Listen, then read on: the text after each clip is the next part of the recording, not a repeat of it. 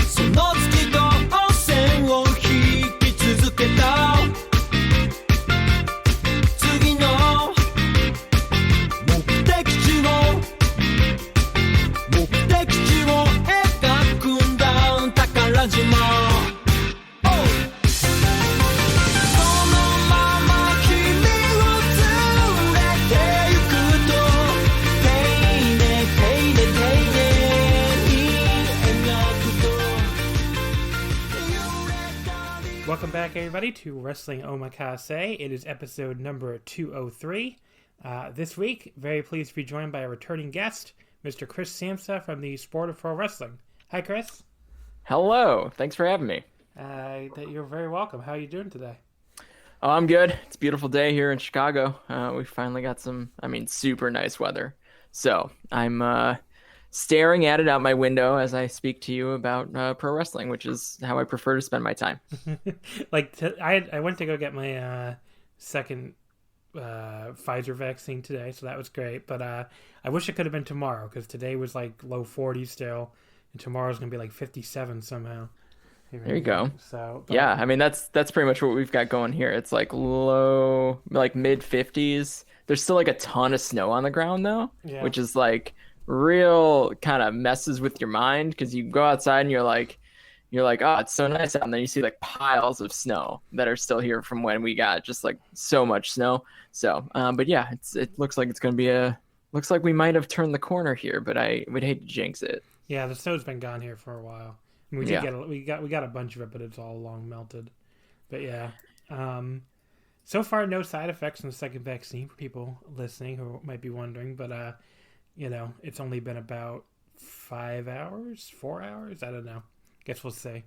Because usually, like, the second shot is worse, right, for most people. But sometimes if you already had the coronavirus, like I unfortunately did last year, the first shot is worse. So the first shot was pretty bad for me. Like, I had like a very mild fever, and like I was kind of out of it for like 2 days. So I'm hoping, what they say is like, because you already have the antibodies, right? So I'm hoping this second shot is thus very mild. But it's funny that you say like you had bad side effects or whatever, and that was just like a little fever. Yeah, and like you were like kind of out of it. So I'll take that over a deadly virus any day. Trust me, it's much better than the 2.5 weeks I spent with COVID. So Oof. It was awful. Yeah, like the worst illness. If people don't know this, COVID is bad. people have figured that out by now, I think. But yeah, unless you get like really lucky. Because my girlfriend Nicole, she assumed she must have had it because we didn't do any of the things we're supposed to do. Like she she shared a bed with me and all that, because we just don't have a lot of room in this apartment. And she assumed she must have gotten it and just like been one of these like asymptomatic people, or like her throat kind of was scratchy or something. And I'm like, yeah, I wish that was what I had, because I had like the worst symptoms. It's like imagine like your worst flu times like 5, and that was my experience with COVID-19. So would not recommend, but I'm happy to be vaccinated now, so probably don't have to worry about that again for a while. Go get back into the casinos and do all the things that you want to do. Yeah, so we'll say maybe like I was thinking like late May for something like that. Maybe hopefully like have the level of it come down in the area too. Just to be extra careful. Yeah, you just don't want to be passing it around, right? Yeah, exactly. But we'll see. It'd be fun to do that kind of stuff. I've been hanging out with like 1 or 2 friends since I got the vaccine shot, and that's like been my big exciting thing I haven't done in months.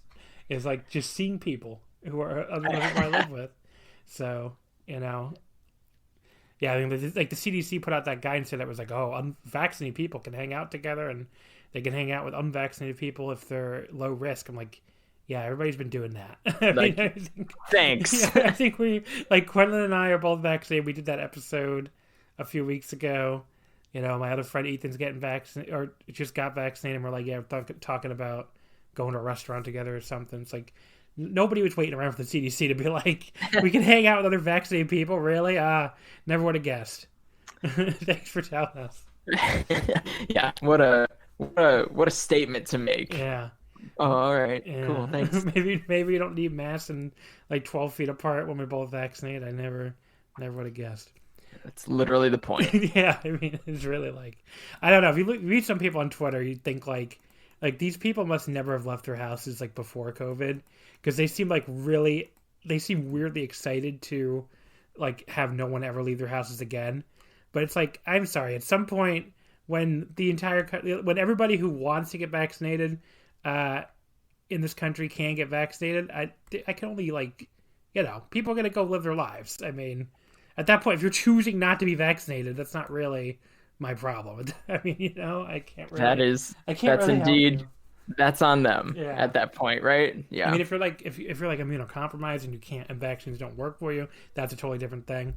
But I don't know, like the people who just are not going to get vaccinated no matter what, it's like, I can only hold off my life for so long for those folks. I mean, just go get it. What do you want me to tell you? Isn't that what they've all been saying? Yeah. I don't know. But what we're here to talk about... Not the place, yeah. Yeah, we're here to talk about some professional wrestling. So we're going to do something weird on this show. Very weird for Wrestling Omakase. We're going to talk about some American professional wrestling. We did both watch AEW Revolution, and it's been a long time since I did a full AEW pay-per-view review on this show. I think it's been definitely since 2019. We definitely did Double or Nothing, the very first show. I don't know if we even did All Out. We might have, but yeah, that was probably the last one. And I don't think we did Full Gear. We could have in 2019. I mean, but I definitely didn't do any shows in 2020, and there's a number of reasons for that. Number one is I don't love the promotion to begin with, and it's definitely not my favorite. And people do I feel like pay more attention to you when you talk about AEW, so that's nice.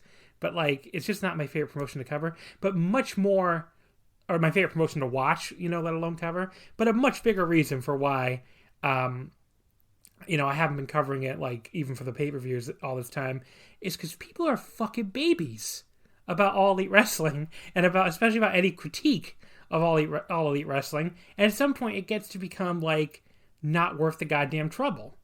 I don't know. You don't have to agree with this hot take if you don't want to, but it's there's some folks on Twitter. There is no way to lose followers faster on Twitter than to criticize anything AEW does. And there's some folks who just take any critique of AEW like a personal attack. And WWE fans do that a lot too. But I'm not going to talk about WWE anyway because it's just really beyond horrible and not even worth watching. But yeah, I don't know. The AEW fans, they get very oversensitive. Now, I decided to cover Revolution because I had been watching the TV, the Dynamites, over the last couple months and really enjoying them. So I was like, well, I'm not going to let some oversensitive AEW fans control what I watch. And I was hoping the Revolution show would be really good. I guess the spoiler will be, I don't think it was really good, but as we'll get to. But yeah, I don't know. They're just, AEW fans are kind of babies. They're just kind of really over. I can come on here and criticize New Japan's booking or the double title thing or, different stuff or the way they booked this unification or anything like that and not really have to worry about anybody being a baby. But AEW, I don't know, there's so many AEW fans that are just fucking babies. That's all I can really say about it. But I don't know if you want... I think the AEW fan base is really protective because it's this new thing and it's a lot closer to what they want pro wrestling to be. At least that's my perception of it. And I think that with that said, and especially because the WWE started this kind of pseudo war, right? By throwing NXT at it at the same time on the TV, right? So they've created this culture. This culture has come about that they have to defend each other, right? Or they have to pick a side and defend each other, right? And like I enjoy AEW. I've been to a couple of live shows. I'm in Chicago, so like we've been a good city for AEW. I was at All Out. I was at All In. I was at Revolution last year. I was at All In too. There you go. We're at the same building. There you go. Yeah. And that was, like an All In was, it's really, if you were in that building, like you have to have, you probably at least have to have some sense that you want to pay attention to what they're going to, all these guys are going to end up doing next. Now, All In was a little different because you had guys like Okada and Rey Mysterio, and like you had a lot going on, right? Ibushi was there. Ibushi, right? So you no, like, what some AEW fans don't want to hear that he'll probably never be a full-time AEW guy. I mean, who knows, right? Like, stranger things can happen. But so, and I generally enjoy AEW. It's not my top watch. Like, that's obviously New Japan based on what I do with my time, right? But yes, takes on last night's show are going to be scrutinized. So yeah, I mean, look, it's just if some of it's not their. I mean, some of it's not their fault. Like where, Rich Kraetsch was making a good point this morning in the Voice Wrestling Slack, where it's like, they're the only promotion that like people actually watch, and so many people don't even watch WWE anymore. Where like everybody logs on, everybody's watching it live. Whereas like with New Japan, really except for Wrestle Kingdom, I mean, people are watching it on a much more. I mean, a lot of people still watch New Japan, but they're watching it like over the course of like 24 to 48 hours, and it's because so many people can't watch it live. So you don't have that like tornado of takes that I think happens with AEW. And I get that like some of the AEW fans feel like people hate on the promotion too much, but like some of the stuff we're going to talk about when we talk about Revolution, like they do get a fucking pass from people on stuff that I don't think a lot of other companies would get a pass from the same folks from, and it does fucking annoy me. So that maybe that comes out, and I try to be even subconsciously, and I end up being more critical of them than I even mean to be. But it just feels like some of the shit, like people, like I might as well just say this now before we even get to the two promotions of the reviews. People complained so much about Evil and Jay White and interference in New Japan matches. I felt like that's all I've been listening to since fucking August, and I don't even disagree with all the complaints. Like, I came on here and buried the shit out of Castle Attack Night 1 a week or two ago because, it did get really fucking repetitive having all the interference on, in every single match on the show. And then I watched Revolution, and there is a run-in on 7, or run-in or interference in 7 out of 8 of those matches. And the 8th has a post-match run-in. So really there's a run-in on every match on the card. And if you don't believe me, I have the receipts. I have it all in my notes, believe me. And like, nobody seemed to give a shit. Like, the lack of people caring about the number of run-ins on the show. I'm just like, if you would ask me before the show happened, like, hey, John, if AEW does a run-in in every match, literally every match, will people complain? I would have said yes. I think people probably would complain about that.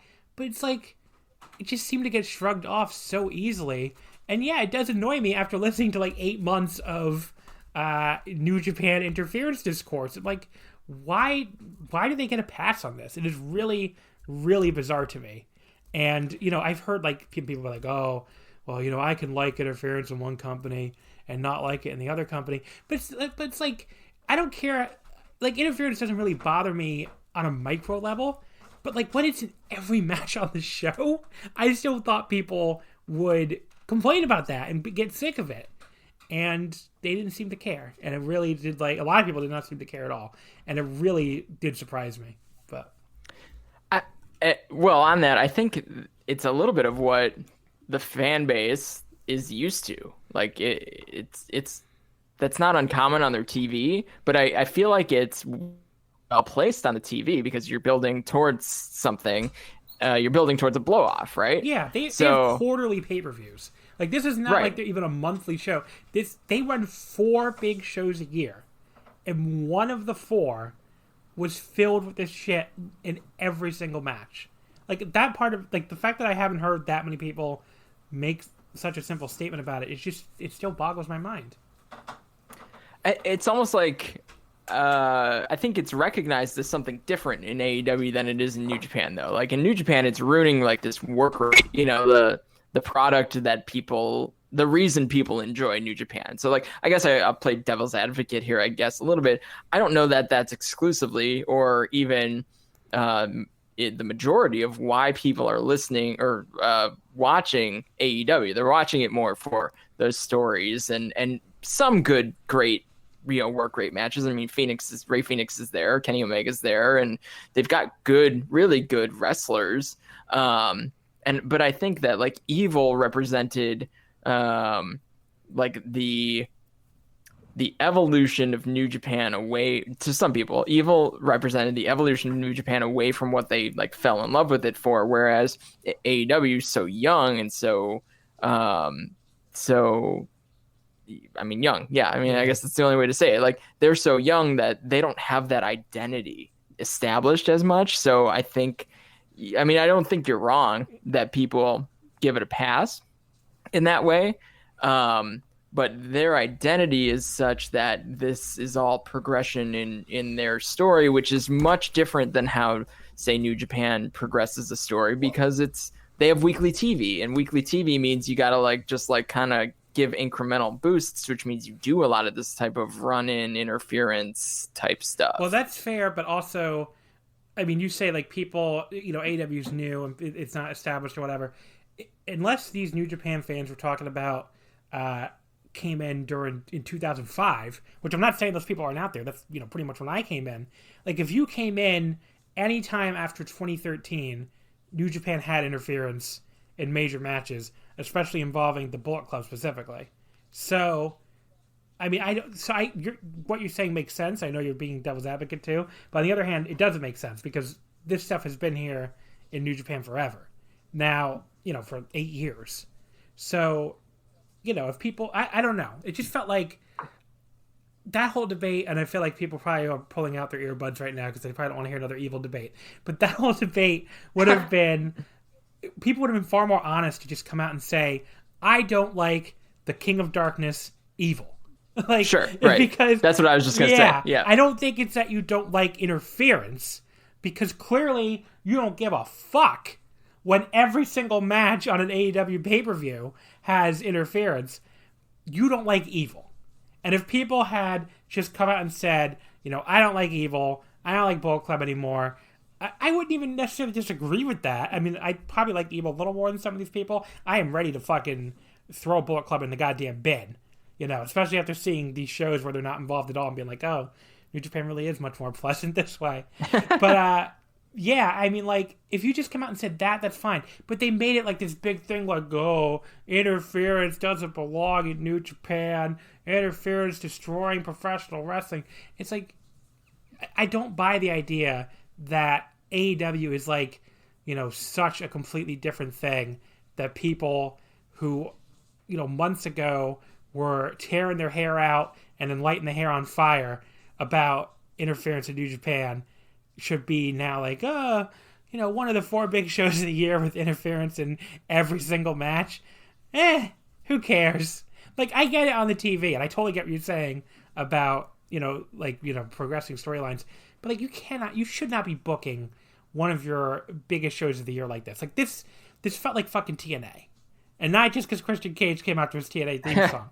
Like, this really felt like total nonstop action. And, you know, just book finishes. I don't know. Just book your wrestling. Like, you don't have to get everybody on the show at all times. Like, they really had that get everyone on the show itis, where, like, anyone involved, even perpetually with, you know, an act or with a feud, has to get on the show. And it's like, just leave people off the show. I don't know what to tell you. Like, the lack of you know, the lack of being willing to leave people off the show, you know, really does, like, lead to some really like, tedious booking. And, you know, and people made fun of the take that AEW had too many people.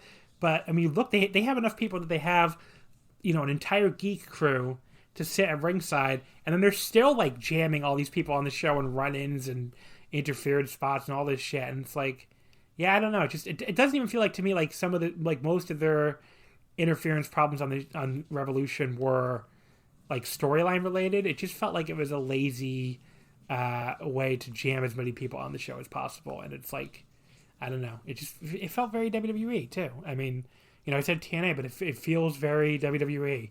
Just got to get everybody on the show, and you know, just really, really dragged it down for me. But... yeah, I mean, all those finishes dragged it down for me too. But I mean, we'll get to that when we go kind of deeper into it. But I hear you. I'm with you. We were talking offline, and I was like, I don't know that I'm going to have much of a counterpoint for you. So this may be a kind of a boring episode to listen to.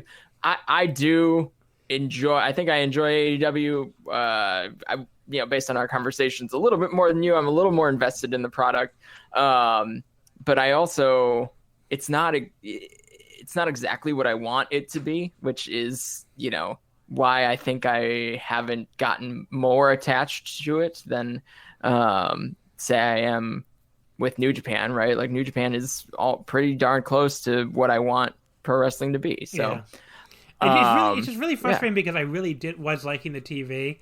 And I know people, I don't know, people probably don't expect it out of me, but I love the current Kenny Omega run. Like, I'm always a bigger fan of him as a heel than as a babyface. And, you know, where he got really boring to me in New Japan down the stretch was when he was doing that, like, terrible tweener shit, like, where, you know, he was working face 1 second and heel the next, especially during that final title reign. And, you know, now that he's just being, like, a completely obnoxious heel champion again, I'm like, yeah, this is great. This is a Kenny Omega I like.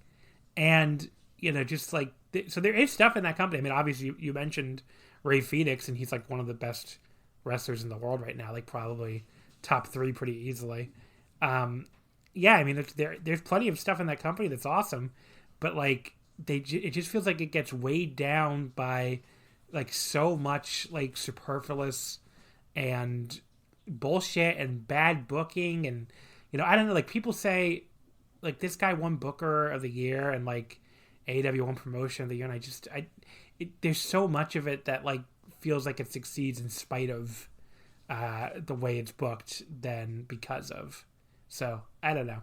I mean, like maybe that's even unfair. Maybe the big picture macro stuff, like the Kenny stuff, the Kenny and Good Brothers, you know, the whole interpromotional thing is fun. You know, like there is a lot of macro stuff they get right, but like so much of the mid card is just like so blah, just like really, really blah. And I get that, like, you know, that stuff's not as important as your main event stuff, but like it really weighs on you when you watch an entire like 3.5 hour show. So I don't know if you. Yes, I agree. I think we'll get to a lot of it as we go through the card, but yeah.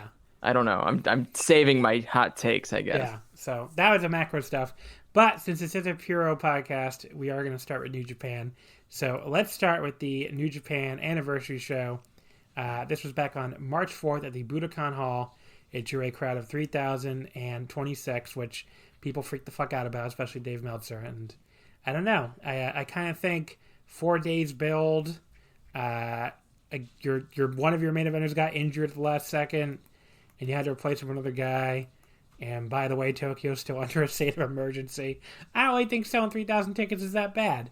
But some people seem to... I mean, that's right where most of these I know. Are selling. I mean, 3,000 is like the number you see right now. That's like I don't want to say that's capacity because they have more tickets that they could sell, but that's the number that's selling right now. That's the number of people that are going out and going to shows. Well, okay, you made a kind of a great point. So the anniversary show in, like in 2018, 2019, they were drawing like between 3,800 and 4,000 out of Ward Gym. Like, you know, for these similar like main events of like a special singles match. This time they did put the titles on the line. But like, I'm sorry. They're drawing 800 less people than they were drawing before for the same show, during a fucking pandemic, and people are acting like, really Dave Meltzer, I guess, are acting like the company is like fucking going under. I don't really understand that, but it's just a little bizarre to me. But this is the anniversary. It's not New Japan's biggest show of the year. I mean, people comparing it to like the Noah Budokan show and stuff, which I heard. There's a rumor going around, by the way, that that number was kind of inflated. But but anyway, even if it wasn't, though, I mean, that's their biggest show of the year, so good for them. I mean, this is the New Japan anniversary show is like a fucking C show. So yeah, and well, the Noah show was like back to Budokan. It was like their big. I mean, that's a big deal for them. Yeah. And the show was what it was. I'm sure you've talked about it already. I liked it. Yeah, it was good. I mean, title change aside, everything's great.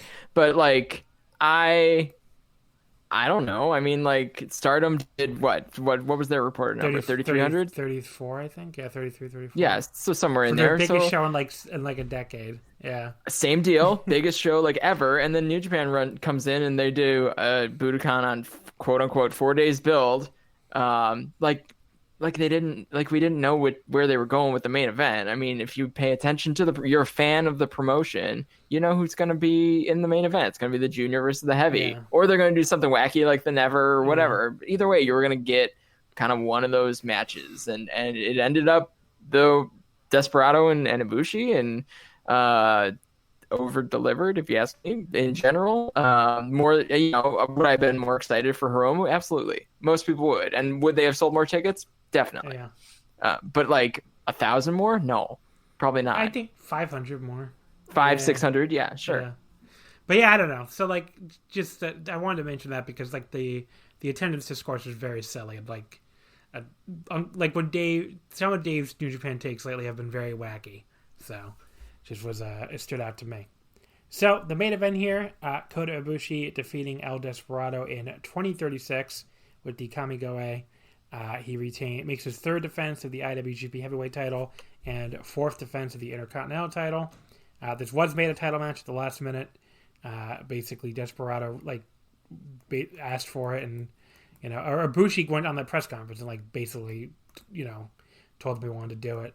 But yeah, this should be the last defense of these two titles now that they're going to be merged into the IWGP World Heavyweight title. Which, if you want to complain about something with New Japan lately, I don't know. I really do hate the title merge. I will say I'm not quite as worked up about it as some people I've heard, but it's pretty stupid. And getting rid of the IWGP Heavyweight title, which in my mind is the most prestigious title in sports, in pro wrestling, and I don't think that many people would really even disagree with that. It just feels very, very wacky. The fact that Kota Ibushi's, Emily Pratt did a great article about this where, I thought she really broke down the, and I should look up what the site, yeah, because I know it's not the same site anymore. But yes, she wrote a great article about this, about, just the issues with, with the title unification thing. It's on Fanbyte, by the way. That's the name of the site now.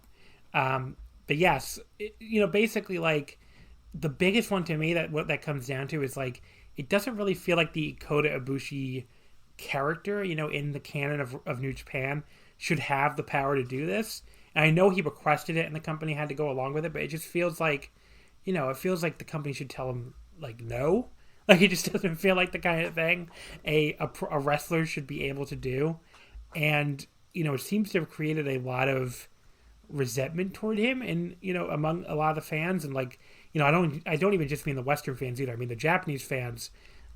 If you look at Twitter hashtags and if you look at there's forums and stuff, apparently it is inundated with people complaining about this. The Japanese fans, if anything, hate this even more than the Western fans do. I mean, they really hate this title unification, and I can't say I'm too surprised. I mean, getting rid of the IWGP Heavyweight title, I did not think was going to be popular when I heard that's what they were doing, and if anything, maybe though it's even more unpopular with the Japanese fans than I thought it would be. But yeah, I guess before we get into the match, do you have any thoughts on this unification thing? It is funny watching these promos and like every wrestler in the company burying it, except the heels now. The heels are for it. So I'm like, oh, they figured out this is a heel move, I guess. I just think it's confusing a little bit, right? And it's confusing to me, and I'm within the minutia of it all, right? So I like, does this end the lineage? I mean, they're saying Ibushi's the first world heavyweight champion, but does that mean that all the previous heavyweight champions, like, that title just completely stops? Like, I'm curious to see how they handle it going forward. I mean, I think this does kill the Intercontinental Championship for sure. Like, I think that lineage ends here, right?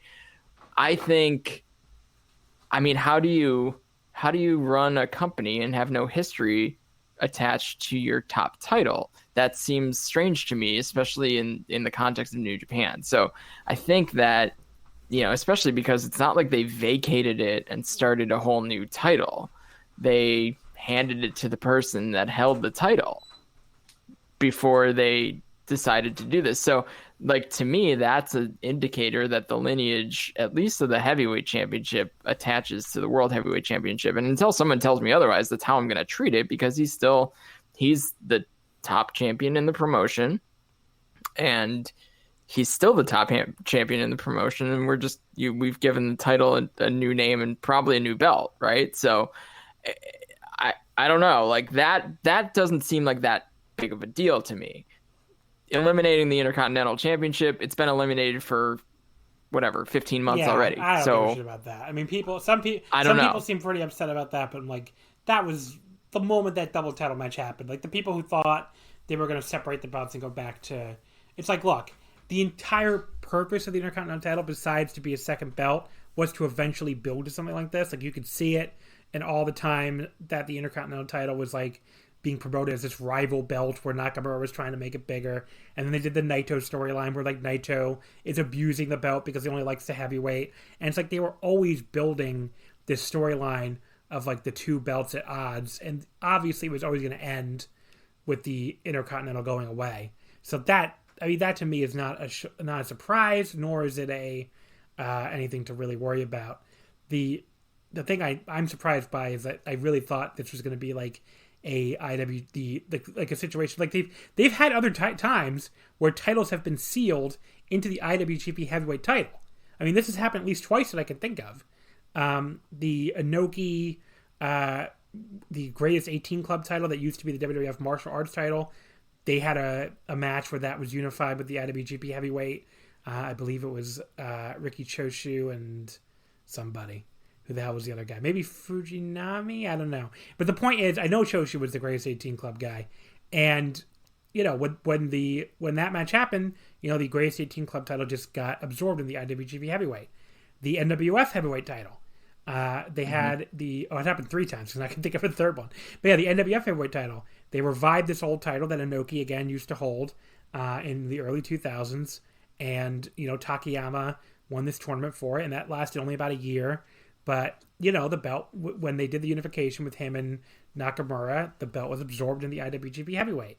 And then the IWGP third belt, when Brock left with the title and never lost it in the late 2000s, he went to IGF and lost it to Kurt. And then Kurt brought it back to New Japan and lost to, I think, Shinsuke. Could have been Tanahashi, but I think it was Shinsuke again. And, they absorbed it back into the IWGP Heavyweight title. So that's what I thought was going to happen here. I thought they were just going to absorb it back into the Heavyweight title. I did not think we were going to create a whole new fucking belt. And there's no precedent for that, And an IWGP World Heavyweight just sounds kind of stupid. Like, it's International Wrestling Grand Prix World Heavyweight. It's like, no, International Wrestling Grand Prix Heavyweight was fine. I mean, like, there was somebody else who made that point. I think it was Suzuki or somebody who just said Sekai just sounds stupid. And it does. So, I don't know. It's a lot. It's IWGP Sekai Heavy Q. I'm like, why Sekai Heavy Q? Just Heavy Q is fine. So, I don't know. Yeah, I don't know. I mean, hard to know until we see exactly how it's being handled or what's being kind of attached to it. But either way, it's still the same guys, the top champion. They never vacated it. To me, that means this title carries on just kind of the way you described how they handled all the other titles. Now it's a little bit bigger because the Intercontinental, like I look at this era that the Intercontinental existed, and it's the Intercontinental title era. I mean, like, it's the era that, like, if you really think about it, and there's so much conversation about is New Japan in a new era, etc. But like the beginning of this kind of current run was when the Intercontinental was born and created, and now we're seeing people talk about kind of the end of a certain era or a certain run, and it's when the Intercontinental was killed, and now we move on the secondary titles to something like the US and the Never and maybe the Junior, right? We see that elevate, but then that's a different second title. It means something different, and I think what's gonna be really interesting to me is how far separated will this World Heavyweight Championship be from, I guess, the next highest ranking singles championship in the company. Because if this creates a bigger gap, then that can work for or against them, right? If this is really just like top guys only and forever top guys only, and once you get there, you're going to be at that level for the rest of your career, which is kind of how the heavyweight's been, but not necessarily, not exclusively, right? But how exclusive? How long are the reigns? How many defenses? What are the stats? Right, my thing. Like, what are the data points that end up going with this? That's what'll be kind of interesting for me to see. Or is this something that opens the door to bouncing the title around more because we're looking at things a little bit differently now? That can be, or is it going to be I mean, Ibushi's defending. He was defending these titles at like a extremely rapid rate for the first 2.5 months of the year already. Is he going to continue that? So he racks up a bunch of defenses, and that becomes the precedent for this championship. I'm curious to see where we go from here. Two things. I wanted to say that point you made was pretty brilliant, that the Intercontinental title was pretty much this entire era. I mean, the Intercontinental title was established on January 5th, 2011. Like, officially, that's when it was announced. So, the first champion was May 2011. So, yeah, that pretty much is, the the Intercontinental era. The other point I wanted to make is, so we don't know how it's going to go. Is it going to be is the heavyweight retired or whatever? If you look at Wikipedia, it does say the heavyweight's retired right now. So I don't know where they're... Well, yeah, that's been the communication, I guess. But it's still... It's very bizarre. It feels vague. Bizarre. It's bizarre because they didn't vacate it, do a tournament. How do the New Japan Cup? Have the new champion crown with the New Japan Cup? I don't know. It's odd that it's just, especially in any Japanese promotion, to not just have a tournament when you have a new title or a new trophy or whatever. They always build some matches around it. Typically. I don't think they've changed it on Cage Match yet. That's interesting. I guess they're still waiting for New Japan to show up with a belt or something. They still have Ibushi listed as heavyweight and IC champion. Huh. Yeah. Sure. So it's not... Yeah, it is very, up in the air. I mean, I honestly just think they should absorb the belt and just fucking never speak of this again.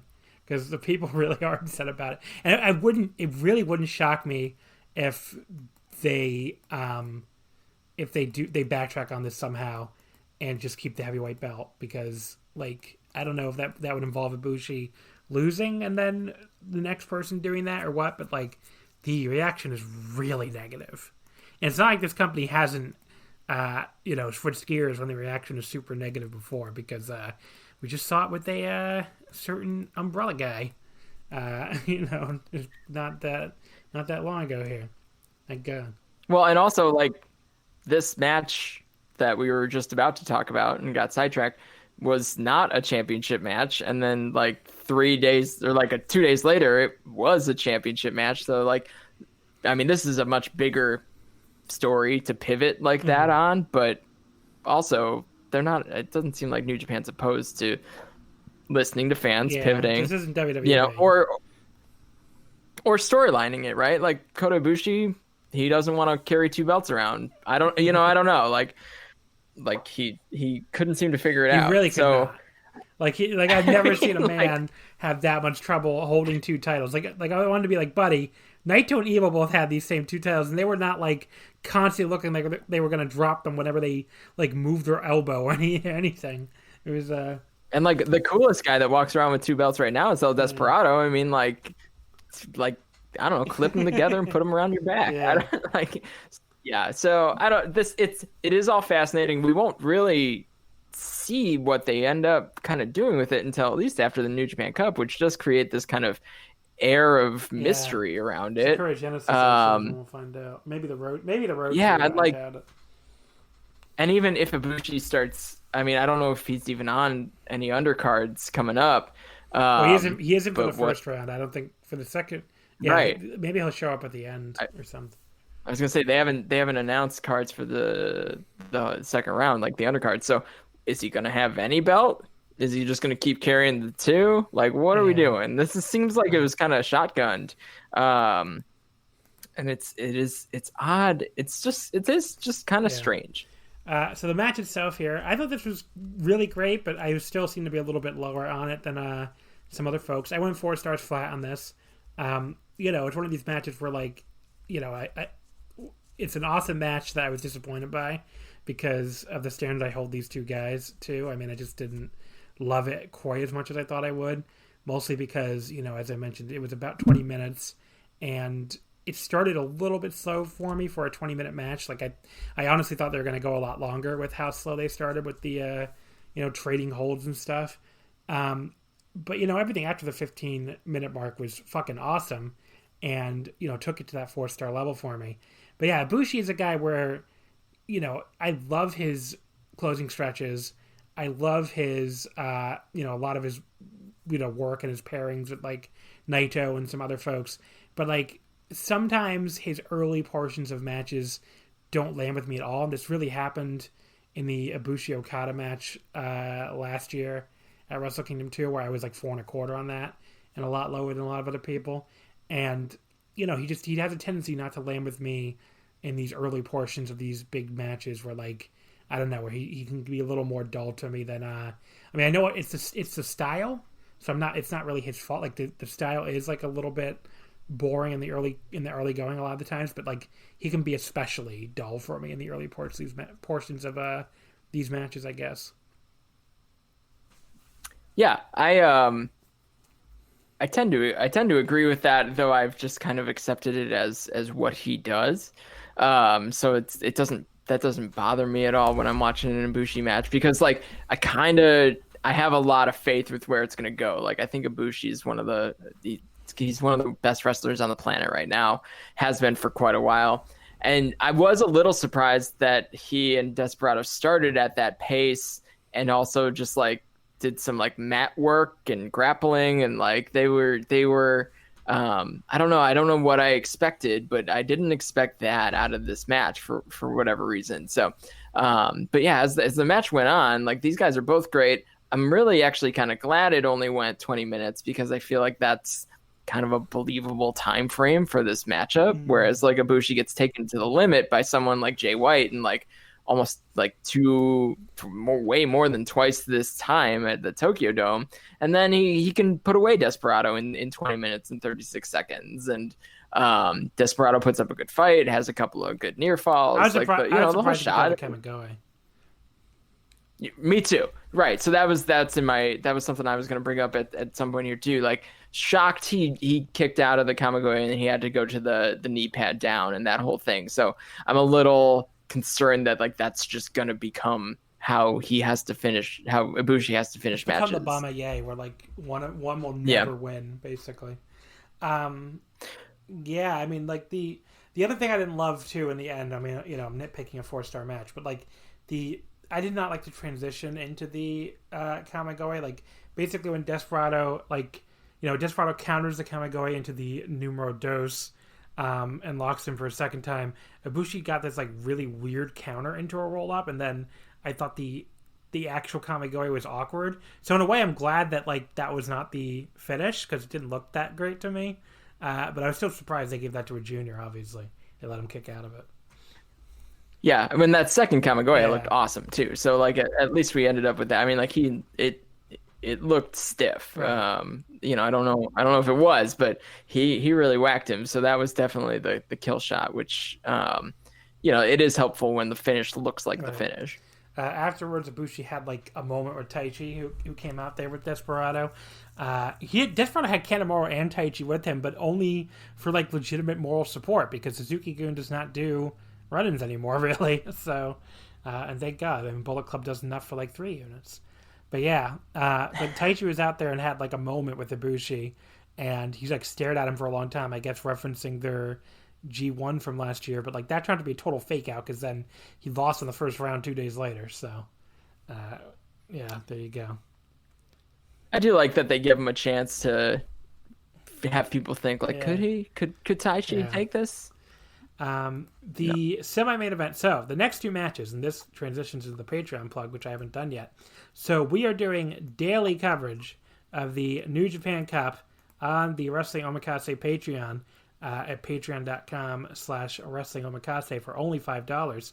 So, we are going to cover one New Japan Cup show on this episode later today, but every other New Japan Cup show daily is getting covered on the Patreon.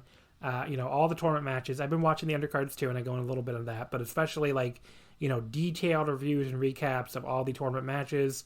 Updates on the Wrestling Omakase Pick'em, which Chris, of course, was very gracious to host for us on his website, and the updates on the future brackets and all that.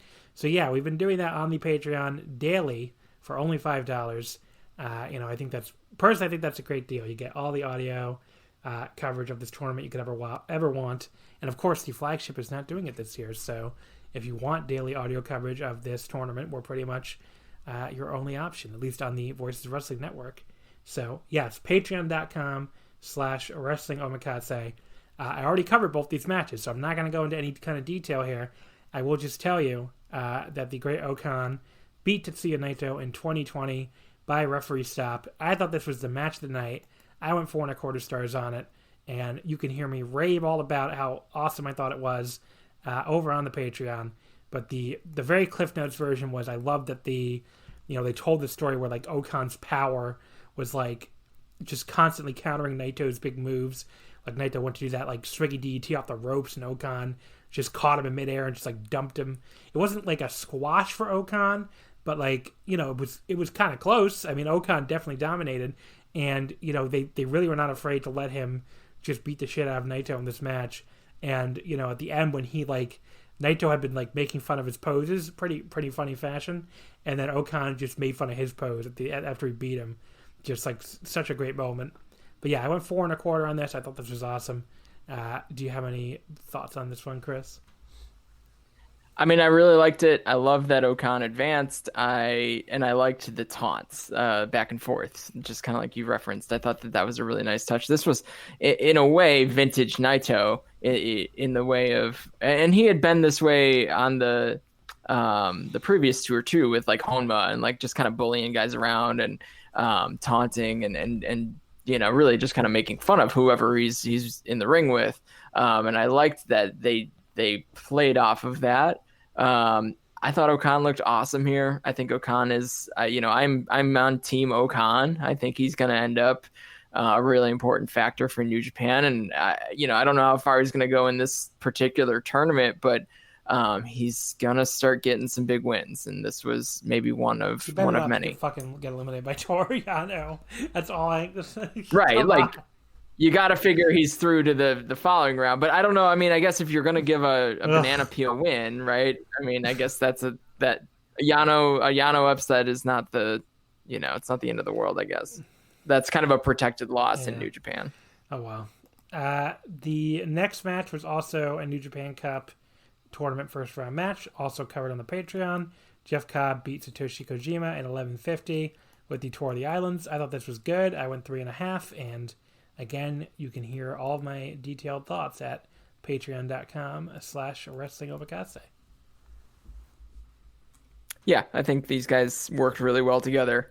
No surprise on the finish there, though.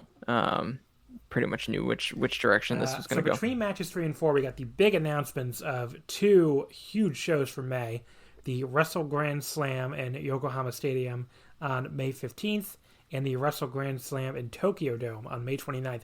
That is their first show. Oh god, I don't have this in front of me. Let me look it up real quick. It's their first non-January 4th show, or non-January 4th or 5th, I guess you would say now, in many, many years. You can look this. I think it's 16. I think it's 16 years. I think it was 2005. That looks. Yep. Yeah, that's correct. So the last one was, oh god, it was this show. The Tokan Sozu New Chapter, October 8th, 2005, with the horrible 3-way main event where Brock Lesnar beat Kazuki Fujita and Masahiro Chono in 8 minutes and 8 seconds to win the title, pinning Chono because Fujita would not jab to Brock. But yes, to win the IWGP title. But yeah, the last time New Japan ran a non-January Tokyo Dome show, Brock was winning the IWGP title. Tanahashi and Nakamura were teaming in the semi-main event against Kawada and Yoji Anjo. Just crazy shit. Hiroki Goto was a junior heavyweight tag team champion with Minoru Tanaka. Just Yuji Nagata was losing in 7 minutes to Matt Morgan for some reason. Just a lot of really weird shit on this show. But and obviously most of the other people we think of are... Oh, Ishii was in the opener. Osamu Nishimura and Tatsumi Fujinami defeating Riki Choshu and Tomohiro Ishii in 8:37. I would bet you like a zillion... It doesn't say it's on Cage Match, but I bet you like $1 zillion Ishii took the fall there. I have no doubt he took the fall in that match. There you go. So yeah, it's been a long time since a non-January Tokyo Dome show. I know some people are like, oh, whatever, New Japan running pandemic shows, who cares? But it's still pretty damn cool to see New Japan the Tokyo Dome again after on a non-January show for the first time in 16 years. Like, I popped with that. I'm not gonna lie. The Yokohama show, that's cool too. I mean, that outdoor show in Jingu was really cool. So that sounds cool. I mean, the main thing that's running through my head is like, what the fuck are they gonna put on these shows? Because it's not like they're getting rid of any other shows. I mean, they have Sakura Genesis in April. Then they have 4 shows late April, early May. I don't remember do you remember what the other one's called on Dontaku? It's like Satsuna. Oh. Satsuna no something. I can find it in 2 seconds, so it's fine. It is Wrestling Satsuma no Kuni. Satsuma no Kuni. Country of Satsuma. I don't know what Satsuma is. Maybe summer? No, that's something else. Let's see. What's Satsuma? Just kind of curious. It's just a... Okay, it might just be a fruit. What? It's fruit country. There you go. But yes, Satsuma no Kuni. That's from Kagoshima. And that's April 28th and 29th. And then Dontaku is May 3rd and May 4th, so 2 nights again at the Fukuoka Convention Center. So, I mean, you're going to have, a title match or some, presumably multiple title matches for those 4 shows. And then, I mean, not that many days later, 11 days later, after the second night of Dontaku, you have a stadium show in Yokohama. And then 15 days later, you have a Tokyo Dome show. So, like, what are they going to run on all these shows? It's going to be really interesting to see. It wouldn't surprise me if we get really anything's open at this point. I mean, they could do Okada Naito again finally. They could do a Bushi Okada. Nothing would surprise me. I mean, you gotta, these are, even pandemic or not, I mean, the capacity is going to be big enough. They got to sell some tickets. So, I guess. Yeah, and you got to figure the capacity, at least at the Tokyo Dome show, will probably be higher than they were anticipating for Wrestle Kingdom. They should be out. Or maybe what they were anticipating for Wrestle Kingdom pre-state of emergency. They should be out of state of emergency by then. Yeah. You would think, yeah, but I mean, who knows, right? Can't really count on anything, but yeah, I mean, if they can put 20,000 people in the Tokyo Dome, that's going to be even a different environment than the Wrestle Kingdom Tokyo Dome shows that I don't think was that bad of an environment. Yeah, it turned out fine. I think because of how big and cavernous that building is, like, I don't know, you put a couple people in there and they, they're kind of active in their claps and stomps, and everything sounds great. But yeah, I love the baseball stadium shows. I mean, I think that's awesome. I think I like part of what I enjoy about, New Japan's production is how they are able to make, different places still look good and use the spaces that they're given creatively or not creatively if they're phoning it in. I mean, we'll talk about the New Japan Cup show. It's sometimes they're just in a gym and they've got a little entrance and everything happens. I love those shows, but it's very charming. Oh, me too. Oh, absolutely. Yep, absolutely. Look like they're in a airplane hangar, like no problem. But I think that's part of the charm, right? So, and I think part of the charm of doing a baseball stadium show is like, where do they put the ring? How do they enter through the dugouts? Like, what are we doing? Like, so I'm excited for the Yokohama show. I think it'll be really cool. So match number 3 was the team of Okada, Ishii, and Sho defeating Shingo, Sanada, and Bushi. Sho pinning Bushi in 9-13 with the shock arrow. I thought this was kind of just a match. Perfectly fine. Don't really have strong thoughts on it. When Okada came up all taped up here, and this is even before we got the note from Meltzer about his back injury, I was like, oh yeah, he's losing to Shingo in the first round for sure now. I already thought he was anyway, but it was like, there's his out. His back is all taped up. He's losing. Yeah. He looked like hell, though. I mean, like, he was moving slow during this particular match. And I don't know if that was selling or if that was real or he's not getting the cortisone shots for the tag matches. I don't know, right? But, like, I know nothing more than what's been reported. But I thought, I even prior to that note, I thought, man, he's moving slow.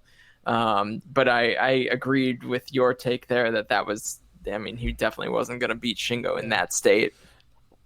Okada and Shingo both. I mean, Okada and Naito both went out in the first round. That was very, it's wild. It's fun. It's wild. Yeah, when I posted my bracket to Twitter, someone was like, Okada and Naito going out in the first round, bold move, and I was like, I don't know. I feel like that's where we're at right now. They've both gone out in the first round of the New Japan Cup before.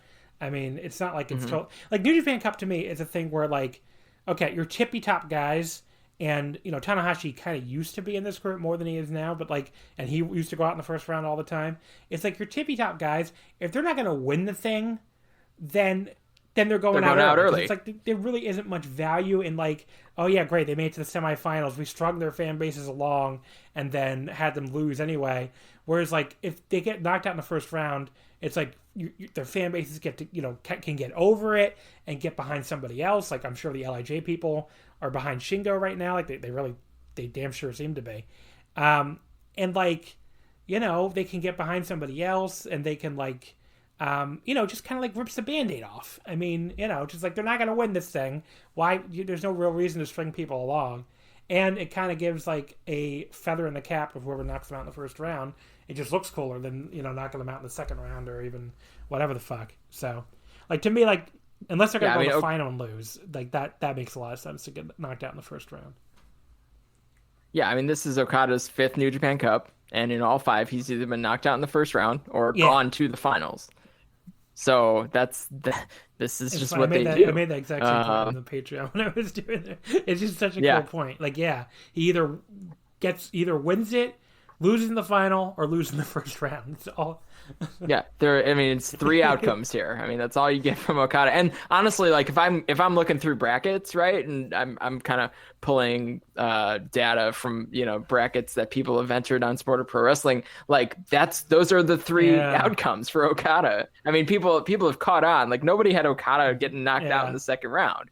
There's a bunch that had him going to the finals, and or winning the whole damn tournament, but. Nobody had him just like, I don't know, pedestrian in the second round, just getting rolled up or whatever. Like, that's just not how it works. I don't know if it made Bad Luck Fale when he beat him in 2015, but Fale had a good run with New Japan Cups, though. The 14 finals and then knocking out Okada. He wasn't even supposed to go to the final and lose last year. Do you remember who he was up against originally in the first round last year before the pandemic ruined everything? Yes, Jay White was knocking his ass out in the first round last year.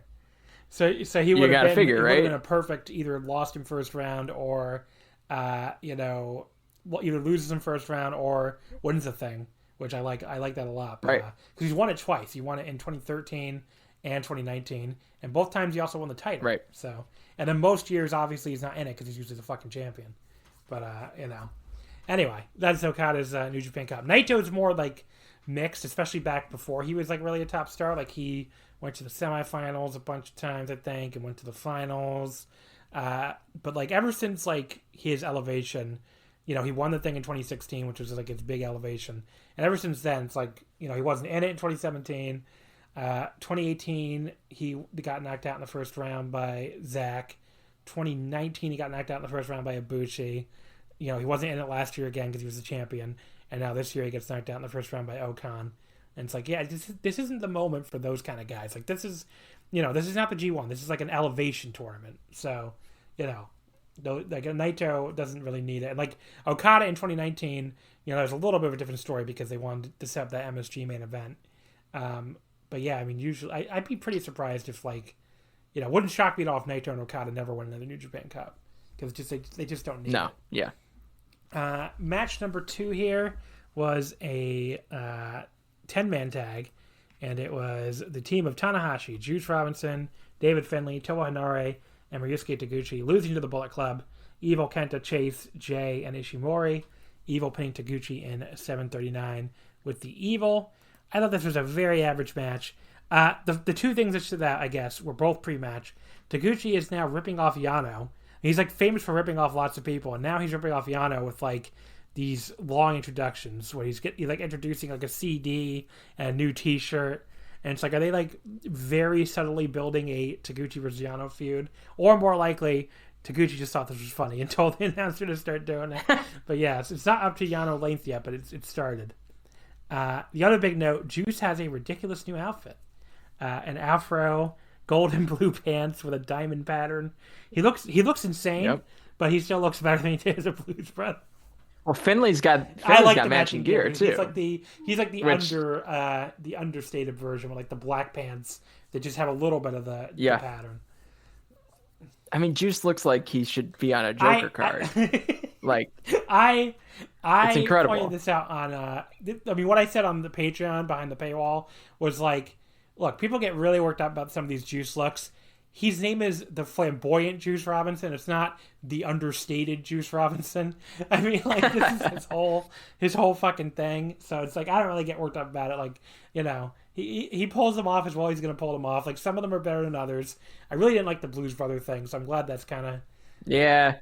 It just didn't land, really. I mean, I think it landed with anyone from... I mean, me and Rich Craich, like, I think it landed with us. And that was pretty much it. The area, right? Yeah. Right. We're from the Chicago suburbs, which is where Blues Brothers exist, Joliet. So, it was not his best work. This may be my favorite Juice Robinson look, though. I mean, he is out. I mean, like the afro is. I mean, it is large. I mean, I'm convinced he just took the Wrestle Kingdom time off because he wanted to grow his hair out and come back with a pop. So. He looks. I mean, it's an incredible. So this is just a match. Really, not much to it at all.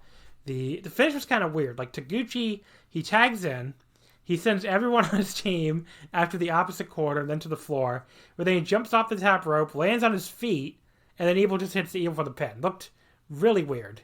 Like I get that the first part of it was funny, I guess, where he sent his whole team away and it was his downfall. But like, I don't really get what he was going for when he landed on his feet. It was kind of just like bizarre. But yeah, I went 2.5 stars. And then Jay White, the post-match was great, though. Jay White grabs a mic, does like this weird ring announcer thing, like over the top announcing Evil as the winner. It's like the two of them continue to get along a little too well, which is like a interesting twist in their storyline after, all that stuff in the G1, which, yeah, I feel like that's going to go somewhere. Like the people who are afraid it's not going anywhere, I think are, I think that fear is misplaced. I think it is going to go somewhere eventually. But I like that development. It's like, yeah, you know what? These two are both assholes. It makes sense they would get along for a while, They're both assholes. They can get along with their assholeness together. Well, I think the tease is that they could end up fighting in the final of the tournament, too. So if they get along real good and all of a sudden they're both, say, in the final four or even, honestly, end up against each other, like that could end up being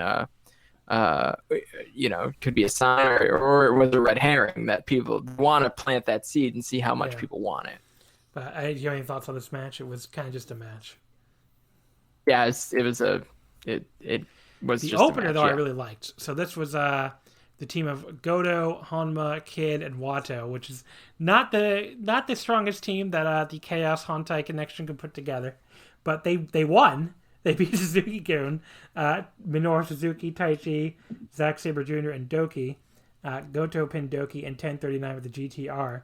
And I thought this was a really fun opener. Really kind of over-delivered. It's like your typical Suzuki-gun attacks early and breaks down to a brawl type stuff. But, like, I don't know. It felt longer than it was. Like, 10:39. I would have guessed, like, 13 or 14 minutes. And it just felt like they packed a lot of stuff in there and everybody worked extra hard. Maybe because it's Budokan. But, the next two matches that we just talked, the following two matches we talked about, they didn't work extra hard. But they did here. So I went 3 1/4. I really enjoyed this.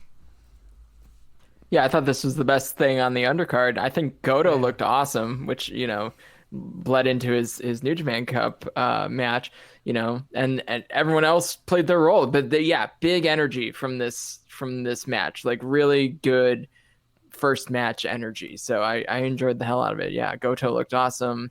Kid looks good. Sabre, Suzuki, Taichi, they all ended up looking good. Doki takes the fall per usual. I mean, like nothing shocking or anything, but a well-worked, great Suzuki-gun, multi-man. So, I loved it. Overall, I would call this a pretty damn good show. Kind of continued a good little streak here for New Japan that continued in the New Japan Cup. But, Castle Attack Night 2 was awesome. This show I thought was pretty damn good. The last 3 matches were all really good. And like you said, the undercard at least had one good match. And, a solid as fuck show here. Maybe not a strong thumbs up, but a thumbs up. Let's say. Yeah, easy to watch. Nothing over 21 minutes. I mean, like keeping it concise, I guess, is helpful here. But yeah, I mean, I enjoyed it. I thought this was a really good anniversary show, right? Like you said, It's kind of a C show, right? But put a couple of New Japan Cup matches on it, so attach some stakes to the card. Undercard is just solid with one like kind of standout. Perfect New Japan show. And then the first 2 nights of the New Japan Cup, which we're not talking about here, because again, patreon.com/Wrestling Omakase. You can hear all my thoughts on them. Very good, very, very good start to the New Japan Cup, though. I mean, just on a macro level, it kind of continued. I mean, New Japan has had a very up and down 2021, to say the least.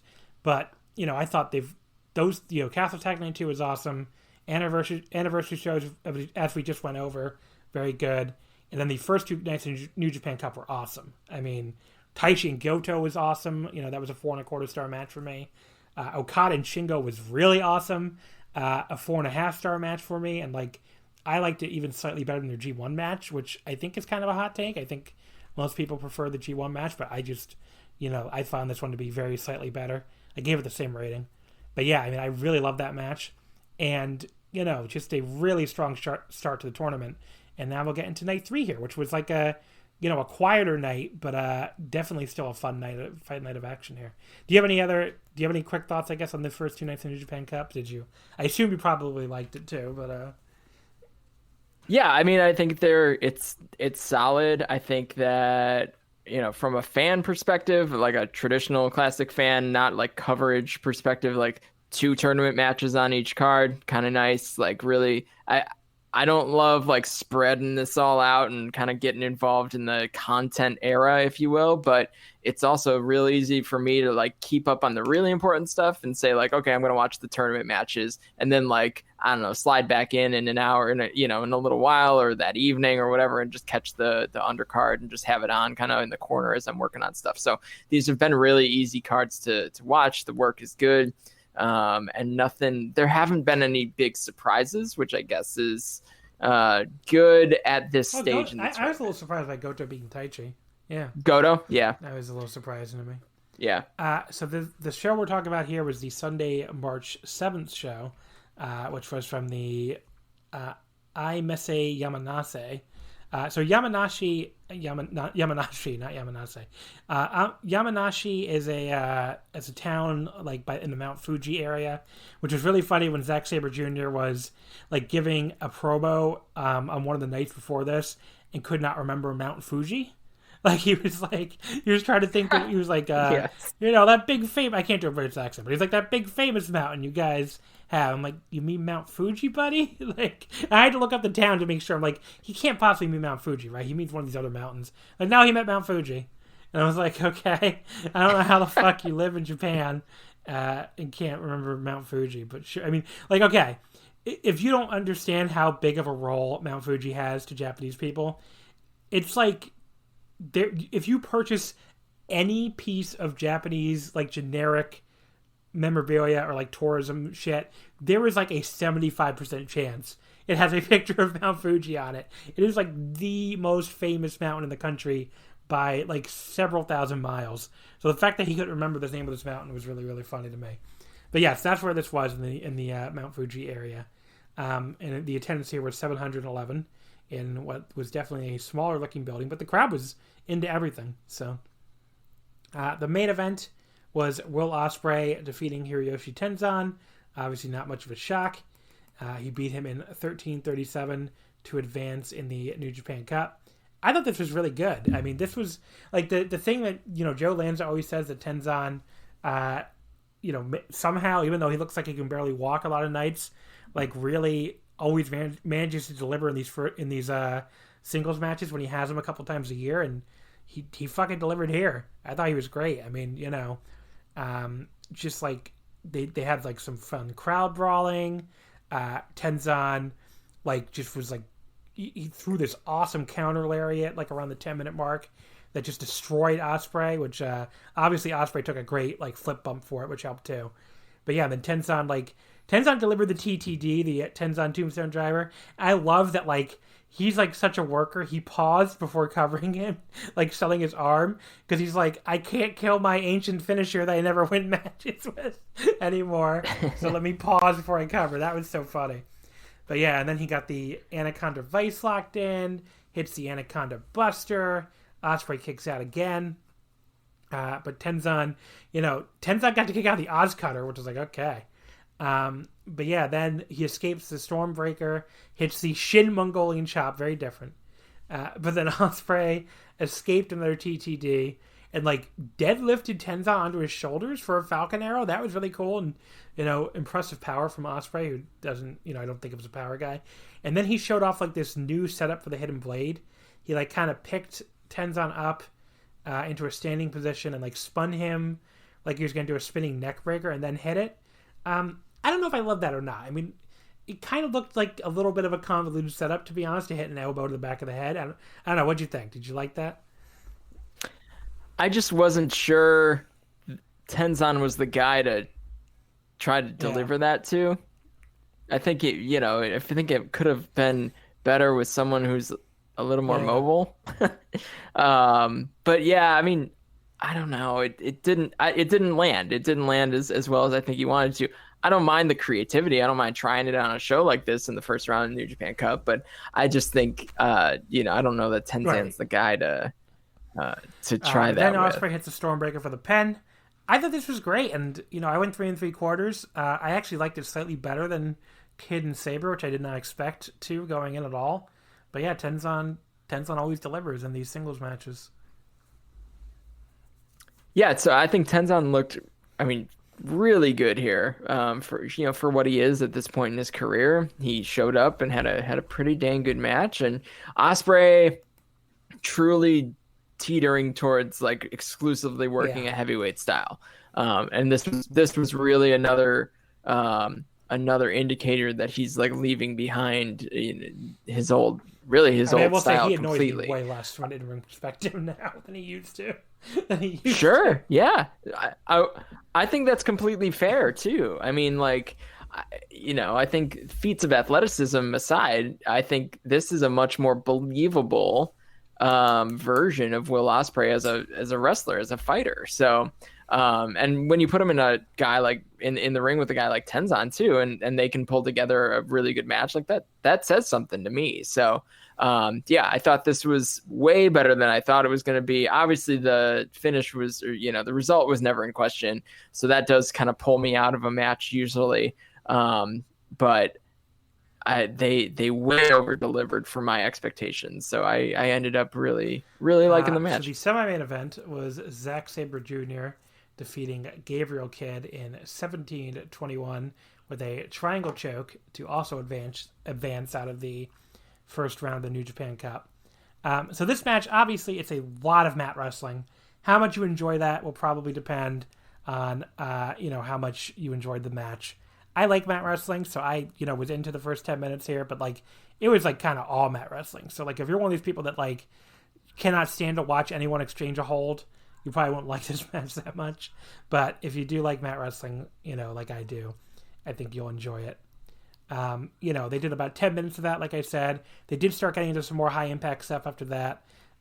Kid threw this very hard shoulder block and then followed up with a corner lariat and a nice head and arm suplex. And then we got some more like very hard slaps and European uppercuts from both guys, but especially from Zach.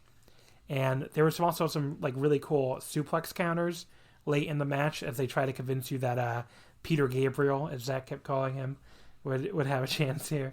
I watched the promos Incredible. in front of my girlfriend Nicole a lot because just they go up at like 10 o'clock. I usually watch them right before we go to bed, and she was like, she made me stop, and she's like, "Did he just call him Peter Gabriel?" I was like, "Yeah." And it's funny because his name is Gabriel Kidd, and she's like, "He is so weird." I was like, "I know, but what do you want me to tell you?" It's perfectly weird. There was like a very close near fall for Gabe Kidd, reversing a like Zach cradle into one of his own. That was a great near fall. But then Zach reversed another cradle attempt by Kidd into the Cobra Twist. Gabriel got out of it, but soon after that, he ends up in Zach's wacky triangle, and Zach hitting like the double gun pose as Kidd had no choice but to tap out. That was great. But yeah, I went 3 3/4 on this as well. So I'm definitely never gonna complain about a show like this that has 2 nearly 4-star matches on top. So this was a really fun pair of New Japan Cup matches, even if, like you said, the result was not exactly in doubt. Yeah, and I'm a little surprised that Zach and Gabe went 17 minutes. I mean, that's pretty long for even just any old first round New Japan Cup match that doesn't involve like the kind of the top tier. But they've wrestled before. This is their 4th singles match, so that kind of shone through to me.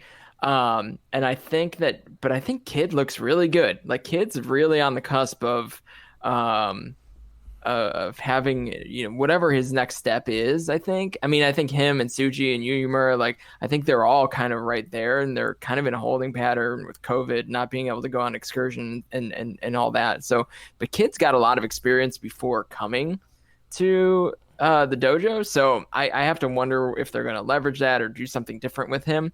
But yeah, so they had wrestled on a bunch of What Culture Pro Wrestling shows a couple of years ago, and I think that showed in how they interacted. So, and I think that helped them out, and obviously this turned out really well. I think that Gabe Kidd was never going to beat Zack Sabre Jr., but I think that, again, like you said, like if you like the mat work and like some of the creative holds and things like that, like these guys really, they had it together, and they could be an interesting pairing as Kidd graduates. I think that could be an interesting kind of comeback feud for him if it's any way in the near future. Then we got match number 4 as you get into the tags here.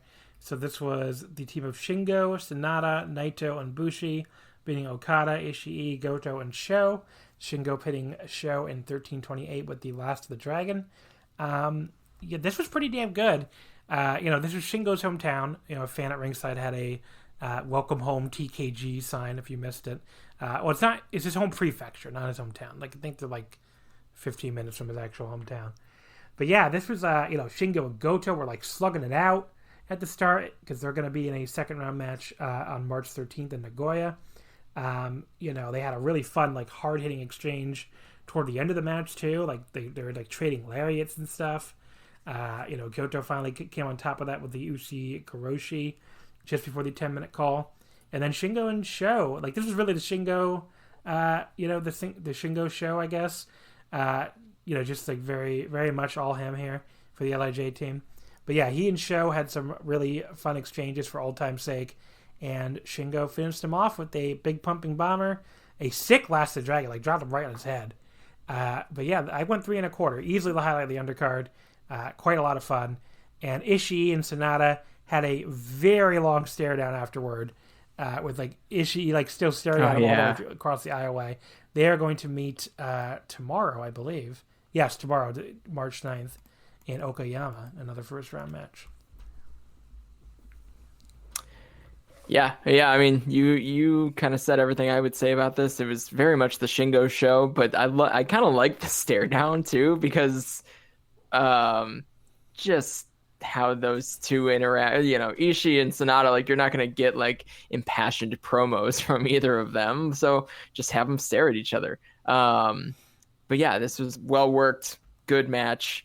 I don't love the like immediate full on down cycle of Show after he put up a hell of a fight against Hiromu, but I think he's got to be in some sort of holding pattern waiting for Yo to come back. Either to team with or feud with, I guess we'll see.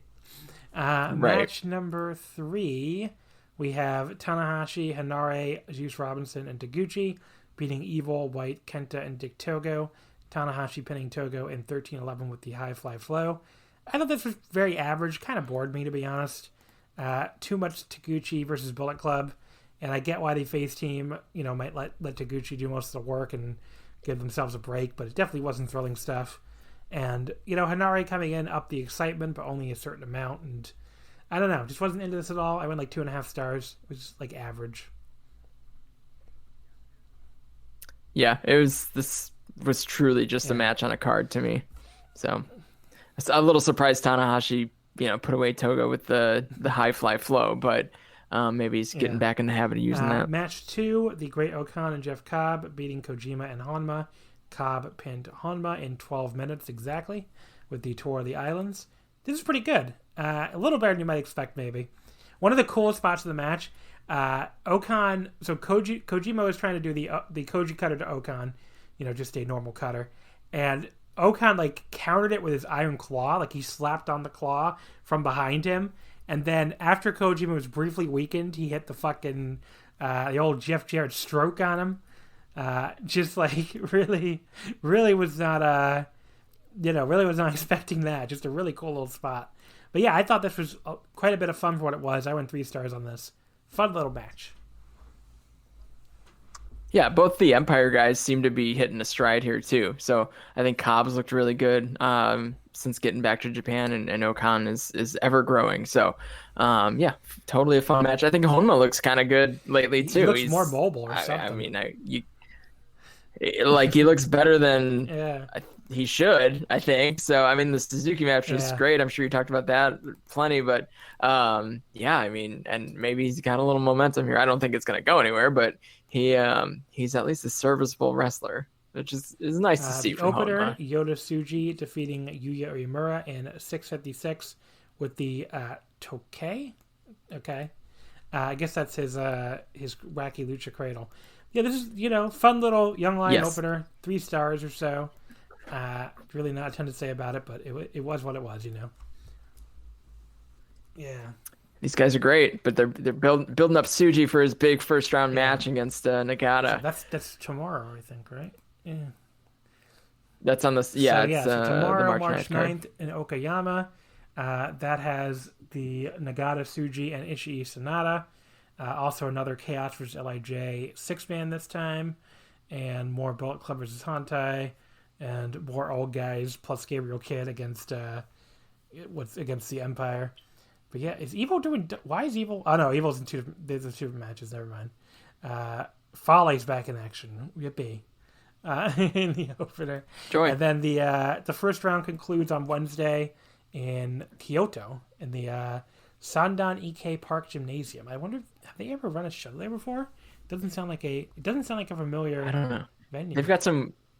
They've got some weird buildings on this first. I know Kyoto. I know the round. KBS Hall in Kyoto. I've been there. That's the one with the wacky stained glass.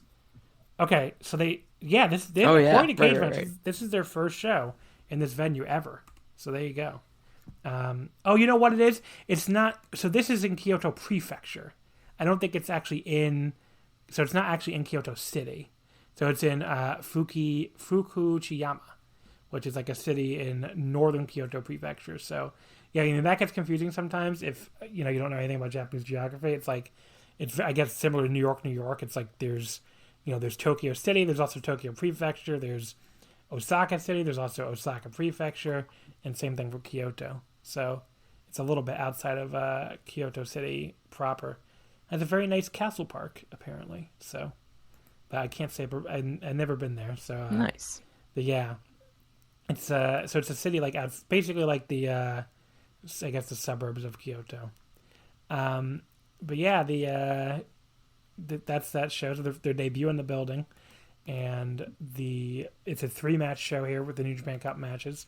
So we have Hanari and Jay White in the main event, Yoshihashi versus Yujiro, and David Finlay against Chase Owens, and then that will wrap up the first round. The second round kicks off on the 11th in Ihime, which features right now.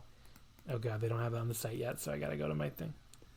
Evil I think that's Cobb got the yeah. Yes. Yeah, that top back to it cycles right back around to where we Saturday started here. Nagoya, that's a big one for me. Goto and Shingo and Suzuki Kenta. I cannot wait to see Suzuki Kenta. So, yeah. Yeah, that's gonna be awesome. Both those matches are gonna be awesome. Yeah. So that's a big card. That's and then you Sunday said, yeah, has that's Saturday. And Zach from the Baycom Gymnasium in Amagasaki, and then also the Nagata Tsuji winner against the Ishii Sonata winner. So that's all that stuff I just mentioned, all covered this week on the Patreon. That'll be the only place to hear my thoughts on all of it. So patreon.com/Wrestling Omakase, only $5 if you'd like to sign up. And of course, if you're in the Pick'em, you might win a free month. So I guess I can do a quick update on the Pick'em. I think the standings are probably exactly the same as the last time I did on the Patreon because I bet you most people got those matches right. So we have 5 I would hope rankings so far. 11 points is perfect because there's been 9 matches, plus you get a point for each of the buys. You're one of them, Chris. I don't know if you knew that or not. I do know that. The same bracket in all of these things, and so I'm McGuire, perfect so far. Yourself, Peter, Jay Johnson, and Hollywood 12, who I'm almost certain is Griffin from the Voices of Wrestling. They are all 5 of you are tied for first at 11 points. And then we have a lot of other people with 10 points. It looks like 16 people with 10 points. I'm in the group here that has 9 points. I've gotten 2 wrong so far. I had Taichi over Goto, and I had Fale over Yano. So those are the 2 I got wrong. But yeah, so the 9-point group is 23 through 36, so 13 people. And then we have a lot of people with 8 points. Wow, 37 through 52. Another 15 people with 8 points. And then 3 people have 7 points, so they've only gotten 4 of the 9 matches right. MC Squared has 6 points, so you've gotten 3 matches right. Mavs Gillis, the English young boy announcer, has 5 points, so he's gotten 3 matches out of 7 right so far. And finally, bringing up the rear, my old friend Aaron Wachowski. I can't pronounce your last name, buddy. I'm sorry, but I've legitimately known him for like 15 years or something, just from like e-wrestling and stuff. But yes, he's bringing up the rear here with 3 points. So he has 1 match out of 7 right. So way to go, Aaron. I don't know if you're trying to do this on purpose or what, but it is pretty funny either way. But that is our update right now. Obviously, it's very close. Most people have at least 8 points. So. And then the matches start counting for extra in the next rounds. But on the other hand, if you got guys wrong in the first round, then obviously you can't get them through you can't get points for them any further. So, but yeah, so it'll be the matches will be worth 2 points each in the second round, and then 4 points each in the quarterfinals, and then we'll keep going from there. So, what should I do for a tiebreaker? I didn't even think of that. I don't know. I've put a lot of thought into it because I'm going to have to handle it for my own too. I have a feeling I'm going to have some ties. So I don't know. Maybe we can all collaborate on what we should do for tiebreakers, because usually you do time of the final, but I wasn't able to bake in the functionality here just yet. So I don't know. I'm tempted to go like if somehow you win and you didn't get the final right, the guy or the person who gets the final right wins, and then kind of work backwards that way. Whoever has more high rounds correct ends up with the. I mean, honestly, if being the winner. Like 3 people who are tied, I can just give you all the free month of the Patreon. It's not a major expense for me. But if it's like 15 people, then we're gonna have to do some tiebreakers. But yeah, we'll see. But yes, that is the update over at the Sport of Pro Wrestling Omakase Challenge. Let's get over now to the world of All Elite Wrestling. That is what we're going to talk about now. The All Elite Wrestling Revolution card. Same thing. We'll start at the top and work our way down. We already said some stuff about this show, so we don't have to go super deep on all of it, but there is a lot of stuff I do want to mention here. So the main event, the AEW World Title Exploding Barbed Wire Death Match. I feel like I should put up like finger quotes, exploding barbed wire death match. Kenny Omega defeats Jon Moxley in 25-11. Okay, so there's a lot of things to say about this match. I mean, the first thing first, the two wrestlers in the match just doing a barbed wire death match, they were fucking awesome. I mean, this match, if you completely remove all the shit about explosions, if this match was just the two of them having a barbed wire death match, this was an incredible match. I mean, the two of them worked this like a Japanese style, like Big Japan death match where they're doing, like no selling. They're doing these big lariats. Like Moxley did a barbed wire lariat, which I know I've seen in Big Japan before. Like they did this like totally Japanese style. Where like they're doing all these like head drops and suplexes and stuff in between like bleeding gushers and, throwing each other through these boards and stuff. They had a barbed wire bat and all that. Like that stuff was all really cool. Obviously the problem was the explosions fucking sucked. The ones, and this is promoted as an exploding death match, so you can't get away from that. And like the ones on the ropes were like, okay. Like I heard some people when we were all watching this in the Slack, some people seemed to think they were fine, but like, having seen, these matches before, I thought even the rope explosions were pretty like tame, compared to what I was expecting. I mean, look, the moment they set this, they had this set up, I saw the New Japan, not the New Japan, the AEW like Geek Squad around the ring. I was like, they're pretty close to the ring for an exploding barbed wire death match. I don't know if this is going to work. And that should have been, I guess, my first clue that they were not going to do big explosions. But yeah, the rope explosions were like, I mean, they really weren't that great to me, but, some people seemed more impressed by them than I did. They were all right, I guess. You could be generous. But like the first time there was a problem was when Kenny, I don't know who threw who into what. I think, let's see. Okay, Moxley, he kicked Kenny into the ropes. So Moxley DDT'd Kenny off the apron onto a barbed wire board. Allegedly this exploded, but it was really more like two little pieces of pyro went off on either side of the board than an actual like explosion from the board, and that looked really stupid. Like that looked like, I don't know, looked like, some pyro went off in your general vicinity. It did not look super dangerous, which is the entire point of these matches. It did not look cool. It just looked like, there's some pyro by this board. I mean, like, to me, if anything, it distracted from, like, this man just took a fucking DDT into barbed wire. I mean, the DDT was crazy, but, like, the focus is on these two stupid little explosions, these little pieces of pyro that don't look cool at all. And, like, yeah, that was just fucking stupid. Like, all it comes down to is they should never have built this up as an exploding death match if they couldn't or wouldn't deliver on real explosions. Like, they just shouldn't have done it. And just really, if they had just done this as a barbed wire death match, people still would have been really excited. The match still would have been awesome. I think the match would have been even better without the distraction of these terrible explosions. And, because, like, I thought this was on, like, almost a match of the year level. Like, as far as the in-ring work, like, I thought they were working so well together in this deathmatch environment that I was really ready to pull the trigger on, like, 4 3/4 or maybe even 5. But, yeah, the finish was obviously fucking terrible. I mean, before the finish, we got a really, really cool spot where, like, Mox got an exploding rope break. That was pretty cool. Where, like, he got his foot on the ropes after Kenny hit the one-winged angel. And, there's no rope breaks, but, like, the explosion knocked Kenny back. That might have been the best explosion they did. And that, at least they saved it for a big spot. But then the finish was another goddamn run-in on a show that, as we mentioned much earlier, already had a run-in in basically every match. Where it's like, if you have to do a run-in this match, then it just seems like Mid-South Tony of all people should understand that if you're going to do a run-in in your main event, you don't do a run-in in 6 other matches before that. That seems like basic Wrestling 101 shit to me.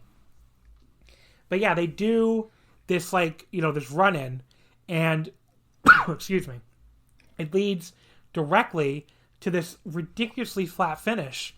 Just like it I mean, I don't know. Did you feel any differently about this finish? When I saw this finish, I was like, how the fuck was that the finish of this match?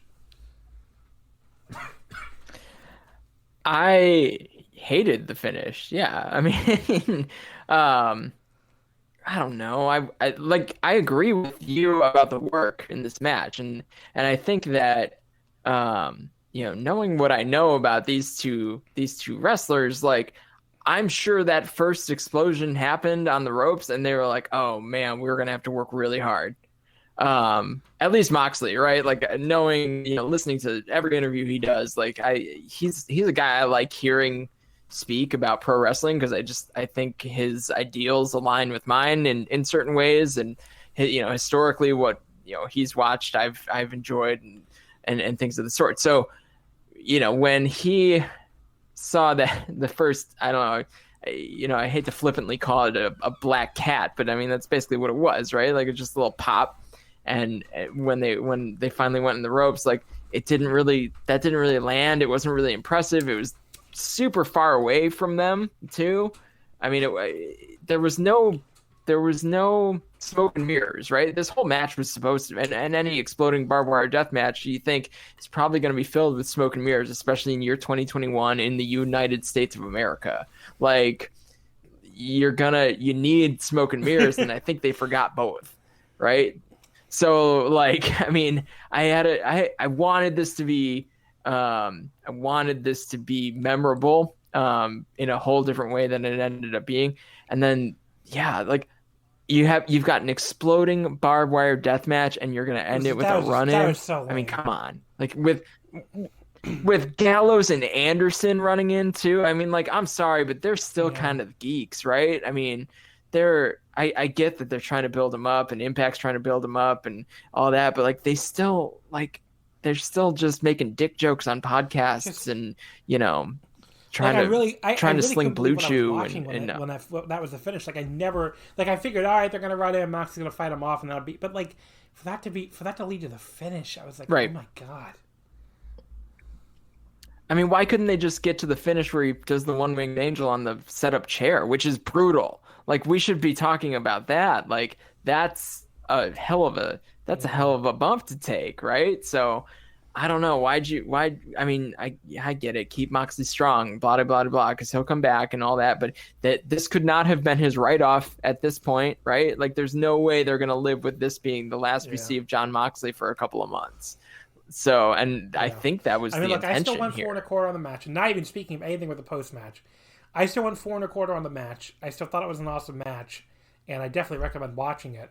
But, like, they worked hard enough, and they were on pace to have, like, a match of the year level match, and that finish just killed it for me. And, like, in the explosions kind of sucking too, took it down. And I think that the promotion, like, this was like WWE-esque. And I know people hate when, people make that comparison.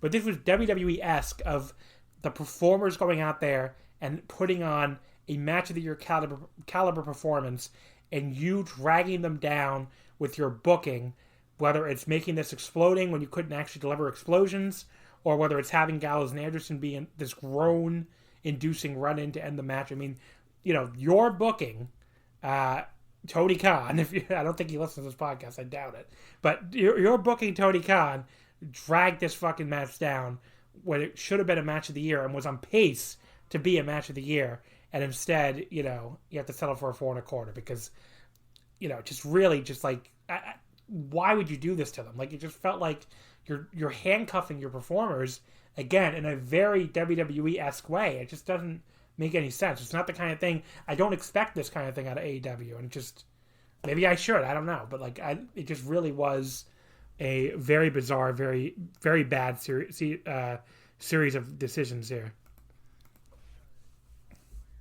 Now, the barbed wire exploding bat that he hit Moxley with, that looked cool as hell. I'll give him that. That looked cool. Looked like it was probably pretty painful. Loved that, like, to be perfectly honest. So if that was the only way you can get the bat to the ring, I guess that's part of it. But I think there's probably another way. But that was cool. You know, the rope explosions and all that, like, I don't think they were as great as I thought they were going to be. But also, they were fine. If the other explosions were all up to that level, it would have been like, mildly disappointing, but fine. But right. If every time they go into the ropes you get a big pop like that, and then all of a sudden on some of this other stuff you get some bigger stuff with bigger smoke and all that, like, then I think we're not even talking about it, right? But it was all kind of it was like a kitty glove version of a exploding barbed wire death match. So, and that sucks, because I think these guys really wanted to go out there and, you know what reminds me of, put on a hell of a show. A more extreme example, like the Big Show and JBL on like a No Way Out, I want to say 05, they promoted like a barbed wire cage match, and then it turned out to be just a cage with a tiny bit of barbed wire at the top that never really came into play. And that was worse than this, but it's on the same level as far as like hyping up a, you know, crazy deathmatch-esque stipulation and not at all delivering. And like, if you really, I really want to know what the hell, I mean, obviously the post-match especially, you know, those did not work at all. There had to be something missing there that like was supposed to go off and would have made it look at least somewhat cooler that didn't go off right. But I don't understand how anyone ever thought those fucking Gilbert sparklers were gonna get anything but like laughter and mockery, because those looked, I mean, again, the girlfriend test. Nicole's sitting here next to me for this, and you know, she has no idea what an exploding barbed wire deathmatch is supposed to look like. She's never watched one, but she knows that they're doing a countdown. There's supposedly going to be an explosion, and these sparklers go off, and these little things go off, and she's like, "Did something go wrong?" And I was like, "I think so," because I can't imagine how that was what they intended. And I sure hope something went wrong too, because man, I mean, yeah, the crowd starts booing, and not in a good way, like in a fuck this shit kind of way, and I just, wow, just a hard. I mean, I people don't really even need me to say much of anything here. Probably, I'm sure you've all seen it by now, and you know you have eyes. But yeah, I mean, what a terrible post match angle. What a terrible explosion. Just awful. Yeah, very, very disappointing. And then, you know, Eddie Kingston sells it like I death. I feel so bad for that guy. I don't know. I mean, like, yep, I feel bad for him and Moxley, I guess, you know, like, I don't know that either of them could have seen anything. And no one came out to like tell them like, hey guys, like, it didn't land. So we're gonna act like we're checking on you, but you both might want to just like get up and look around like you're dumbfounded and get the hell out of here. Like, I don't know. I mean, I don't know what else to do. You know, like I wouldn't have known what to do in that situation either. But I mean, to be perfectly honest, probably don't put yourself in that situation, right? Like, don't book an explosion. There was a quote. There was like the Tony Khan sparklers. Where he was like, "Oh well, unless you're gonna blow the guys up, there's only so much you could do."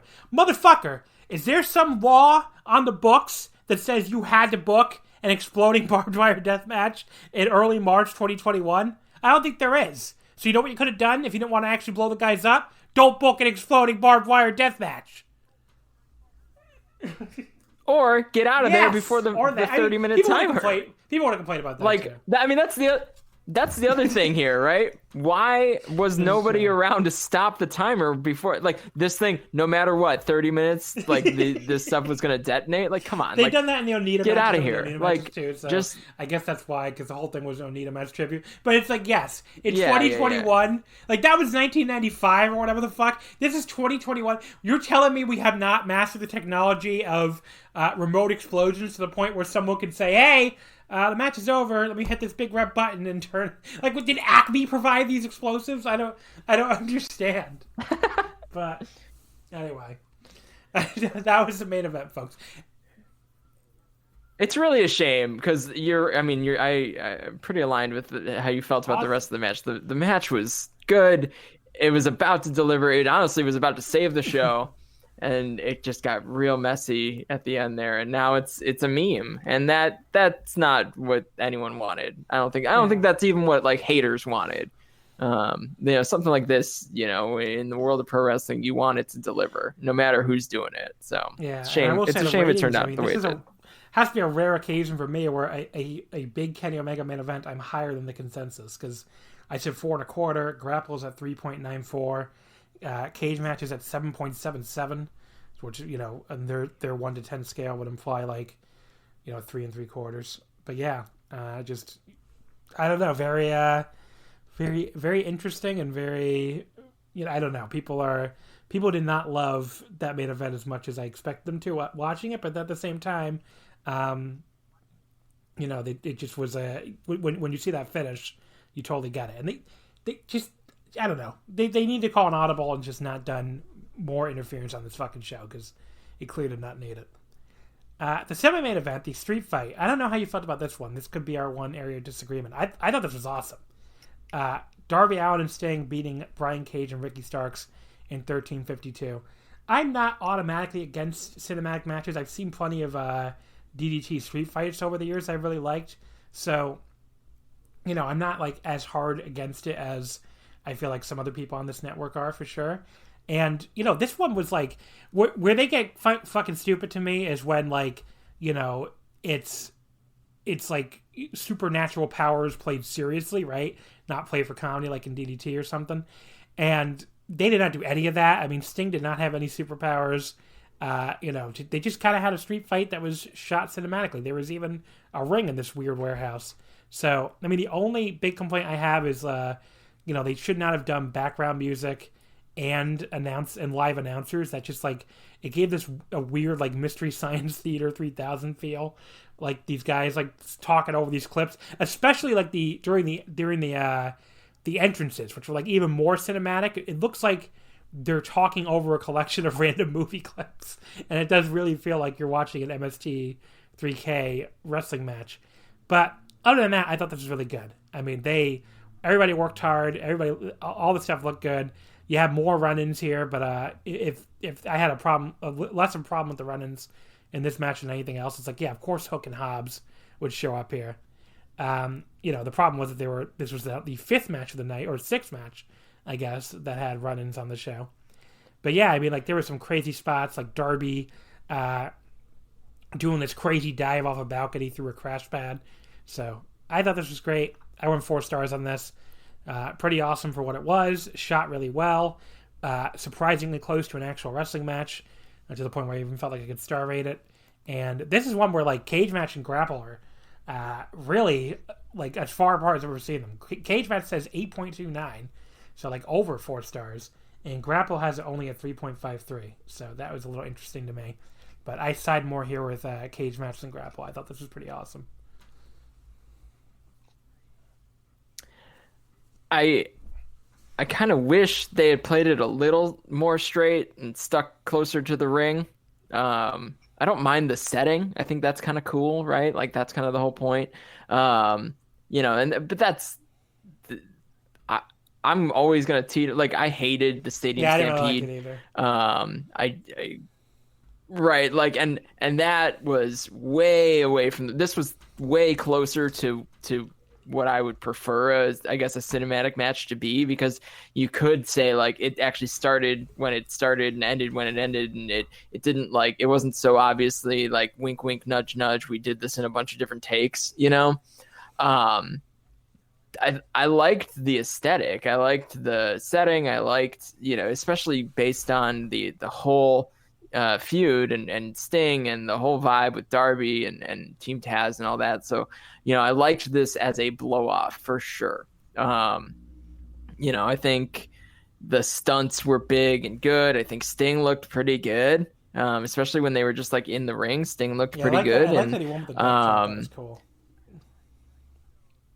Yeah, right. So, and I think, part of that's probably because, like, how do you build suspense with a submission hold in a match like this, right? So you don't do that. So like that was, properly put together. So yeah, I mean, it's hard for me to look at it and say like that's a great wrestling match, because like I don't think it's I don't think it is. I think it was a great presentation of pro wrestling though.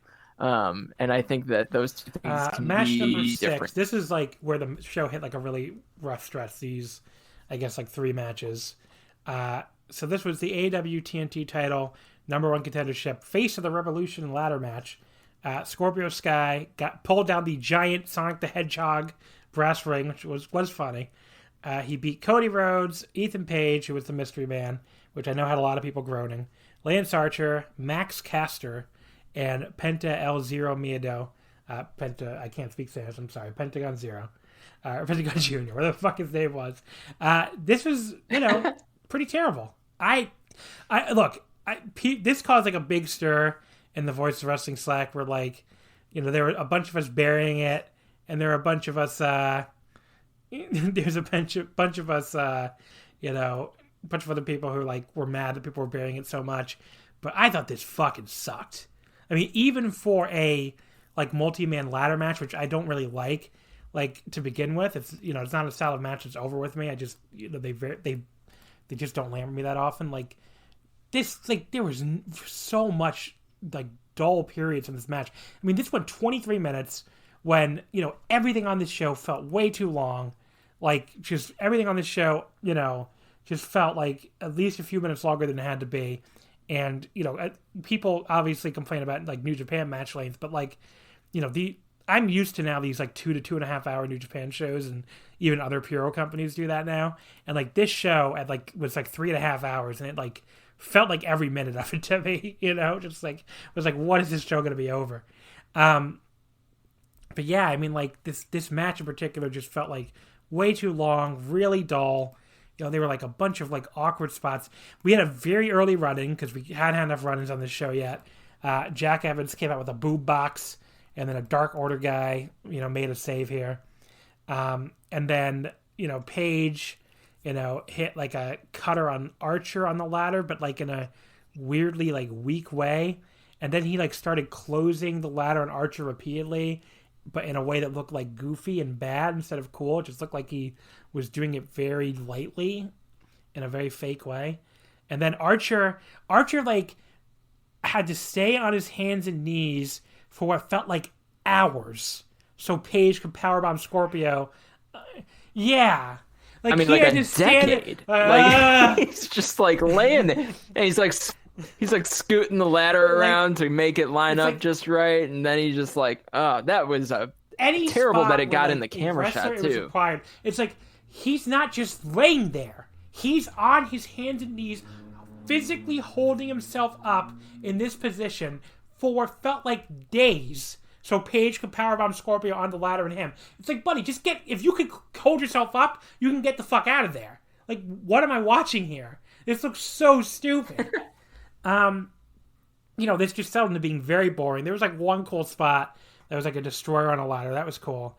But yeah, then we had like the endless Cody saga where like he, left to go get fucking medical attention, but we could see him in the tunnel for what felt like an eternity. It was really distracting.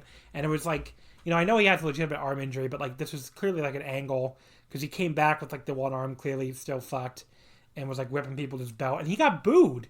And I'm glad he did, because it's like, yeah, I thought what the fans were saying there was like, this is WWE horse shit, and we don't really want to see this. Because like they love to do that spot in these multi-way ladder matches where a babyface gets injured and then comes back out. And it's like, yeah, at least Cody didn't win, I guess. I guess that was the only saving grace. But yeah, that was another example of like, WWE bullshit seeping in here. And then Archer chokeslammed everybody except for Paige. Paige low blowed him. Gave him a razor's edge. I guess that was kind of cool. But then Jake the Snake got involved because we got to have 2 run-ins in the same match. I mean, can't miss that.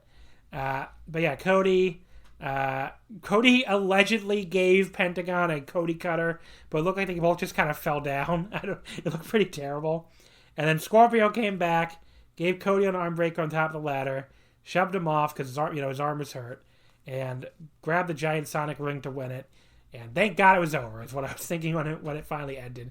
I gave this 2 stars, which might be generous. This sucked.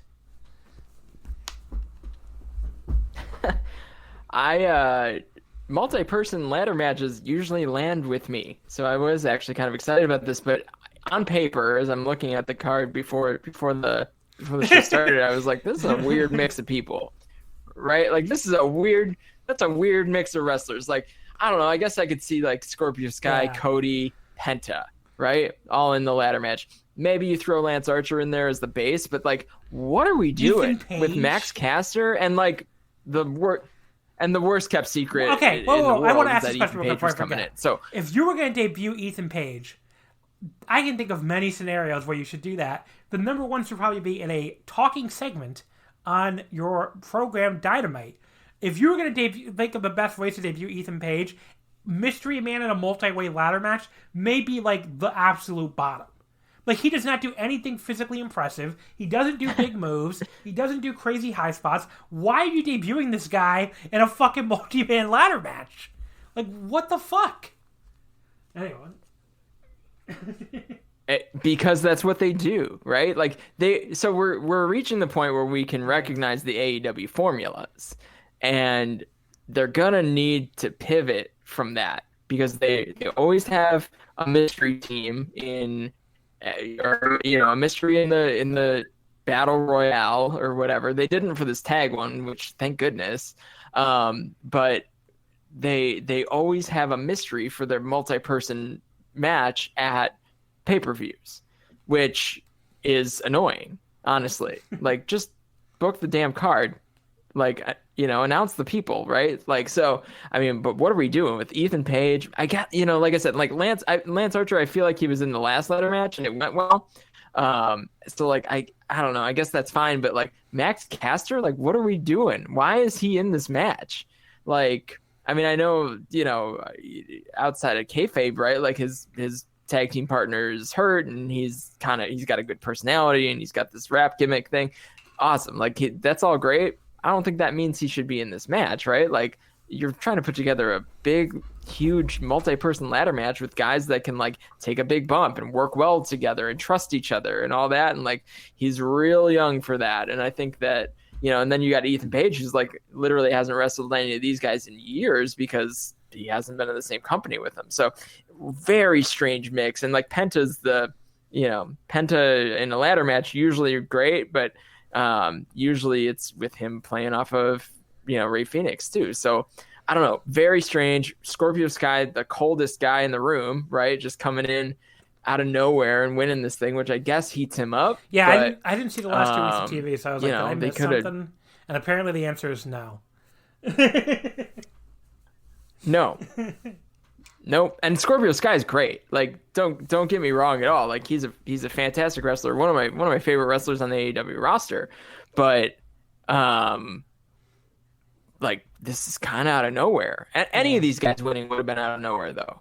Because Cody's been messing around with Shaq, and that was it's fine. I get it. I get the business, right? But like, Ethan Page, obviously out of nowhere, but like also debuting, so that would have made a little more sense to me. Lance Archer winning a ladder match, not likely. Yeah. Max Caster, I don't know. Right. So strange match, came together strangely. Wanted to love it because I like these big high spot ladder matches. Like, they're fun. This one is bottom tier for me. Look, 5.85 on Cage Match, so under 3 stars. 3.06 on Grapple. So, people didn't hate it quite as much as I did, I guess, but didn't like it either. The next match below this one was Adam Page beating Matt Hardy in the big money match in 14:57. About 12 minutes longer than it had to go. This was so boring. Matt Hardy. God bless Matt Hardy. I like Matt Hardy, okay? I've actually liked him in this like gimmick as Private Party's sleazy manager. I think that gimmick has been a lot of fun for him. This sleazeball heel fucking money guy. I've like enjoyed that as much as I've enjoyed anything with him. At least it's not anything supernatural finally. But I always liked Matt Hardy as a kid. I think he, has he always had like a cool gimmicks and stuff to me. Like always just like, like way before the spooky stuff, I mean. So I like Matt Hardy. He was as blown up in this match as I have ever seen a pro wrestler on a major league show. He was so blown up basically immediately. He started falling down like way too early on this clothesline from the turnbuckle to the apron. And I was like wondering, did he just fall down because he can't breathe? Because that's what it looks like. Like he started falling down well before Paige made any contact. I guess that the wind of Paige coming towards him knocked him over. But then Hardy got more and more blown up as the match went on. Like, he looked like he was sucking air. Like, he was all red in the face. He was just fucking, like, gasping. Like, I'm like, buddy, like, can we end this match, please, before Matt Hardy dies in the air? Like, dude, it was like... And then the interference started. Because, of course, there was interference in this match. God forbid there wasn't on a match on the show. So Paige hits a dead eye on Matt. One guy from Private Hardy distracts the ref. The other guy gets Paige to stare at him for like an hour, so it was like, I thought for a second we were heading for a WWE distraction finish. Then one of them actually hops in the ring before Paige takes him out. Then he takes out the second guy too. Then he walks right into the side effect and then the twist of fate. That was a kind of cool near fall, I guess. That's about the nicest thing I can say about this match.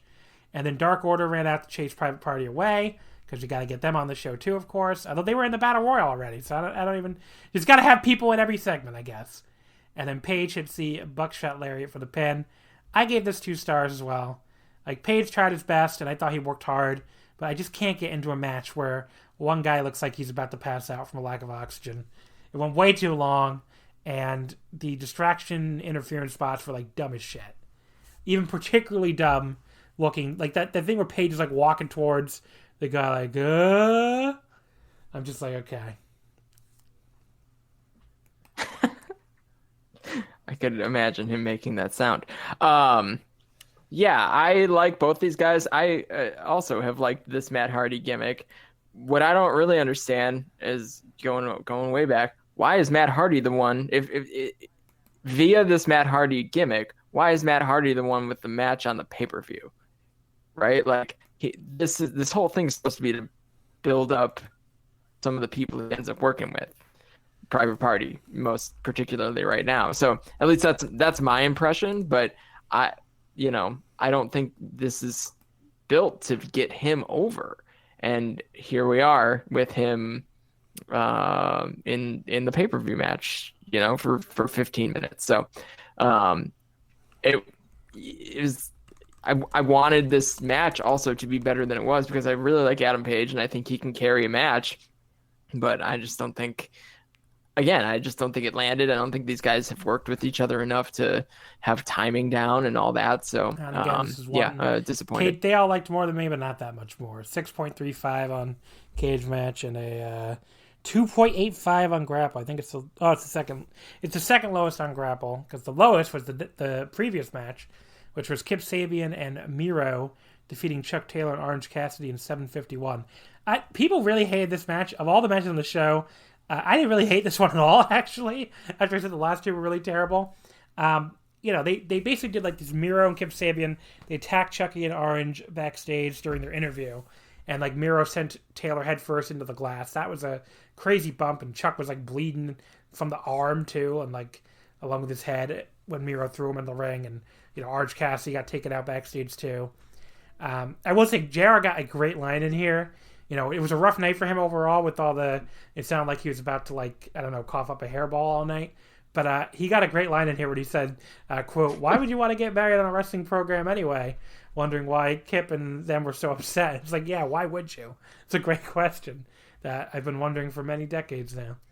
But yeah, the match itself, I really didn't think this was that bad. I don't know. I mean, Orange came. It was only because it was only 8 minutes. Where I'm like all this other shit. There was these 2 matches that came after, that were so much longer and so much worse to me. But yeah, I liked Orange coming out to help Chucky. It's this big orange punch on Miro on the ramp and big tope on Sabian and this diving DDT from the top for a 2 count. And Miro ends up beating Taylor out with the camel clutch after, wait for it, Penelope Ford got involved.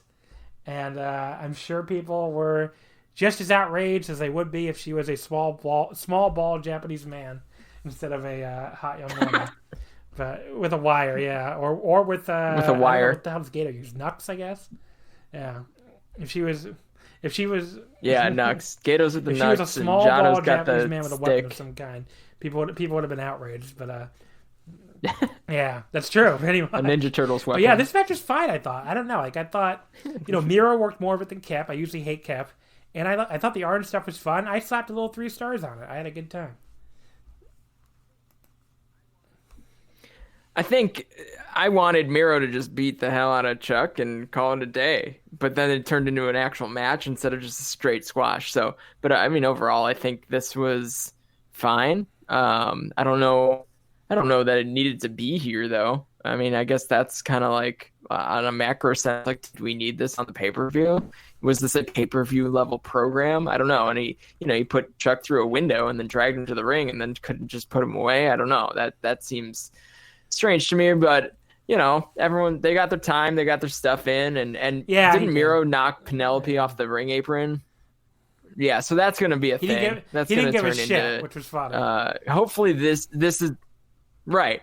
Hopefully this is the turning point for the Miro character for real, where he's like, I don't care about your wife, I don't care about you, I just want to win some matches and be a badass. So if that's where we're headed, then the cage then match people and the grapple people hated a lot more than I did. We had 2.41 on grapple, a 4.6 on cage match.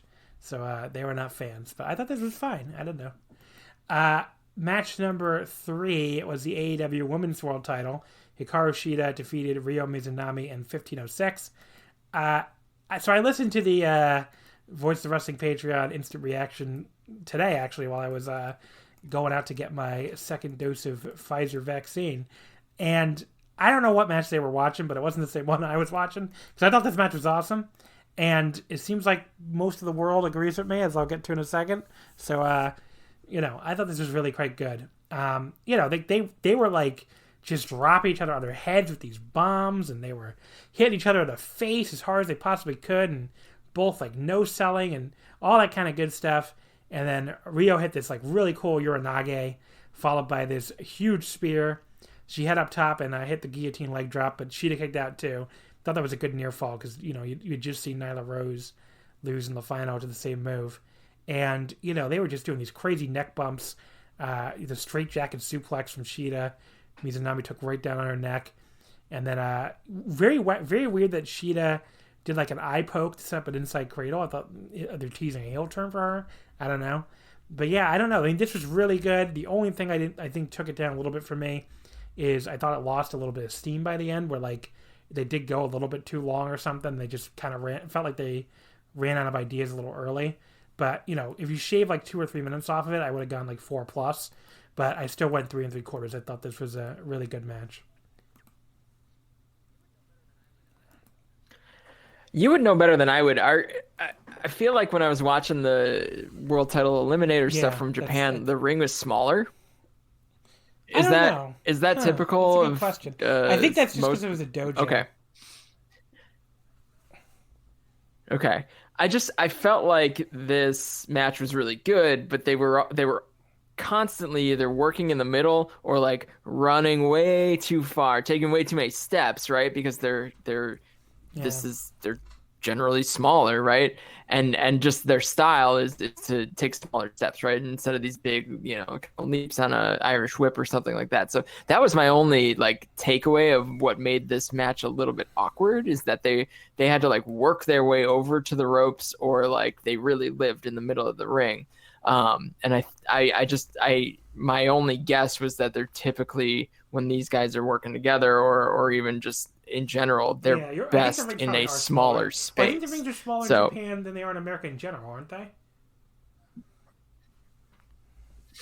I don't know. I think New Japan's an 18 by 18. And I think size-wise, the AEW ring is the same size as the New Japan ring. Yeah, WWE potentially. I don't know. Actually, but I know that AEW both use a 20-foot ring, so that would do it. Because New Japan definitely uses an 18. So maybe and I think Impact and Ring of Honor both use 18-foot. So yeah, so that's from Wikipedia. Okay, but yeah, so that and then I wonder if the typical smaller ring in Yeah. Japan.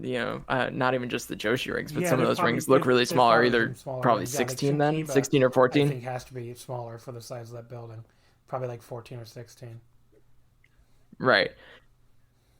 Yeah, and that was my only critique of this match, is that it felt like it took them longer to get to where they wanted to be in relation to the ring. But it was well worked, and clearly they've worked together before, and it was the cleanest match. That was on the card, only match right? in the entire main card not a lot. that did not include any interference. There was a post-match run-in where Nyla Rose and Vicky Guerrero came out, then Britt Baker and Maki Ito for a big beatdown, and Thunder Rosa made the save. But yeah, it was the only match. I mean, that's sad. I'm sorry that only one match on the entire card did not feature some kind of interference or run-in. But this is it. This is one. So, yeah. Shocked that we didn't see Nyla Rose during the match, but yeah, I thought this was really good. There she was. Cage match. Cage match was even higher than me. Cage match gave this an 8.09, which would be like 4 stars. And Grapple was a little bit lower, but like 3.57. So there's your star rating update. Match 2 was the Casino Tag Team Battle Royale. There was a million teams in this. Who cares? The only thing I want to point out is Peter Avalon's partner, Cesar Bonani, I guess, throws some hilariously bad elbows. I don't even really know how to describe them. He looked like he was like putting his elbow up and then like kind of moving it down and forward at the same time, but like in a way that looked incredibly stupid.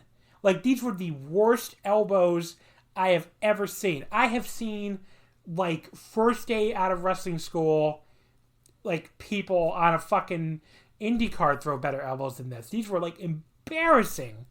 I don't know how the fuck this guy got on your pay-per-view throwing that kind of elbow.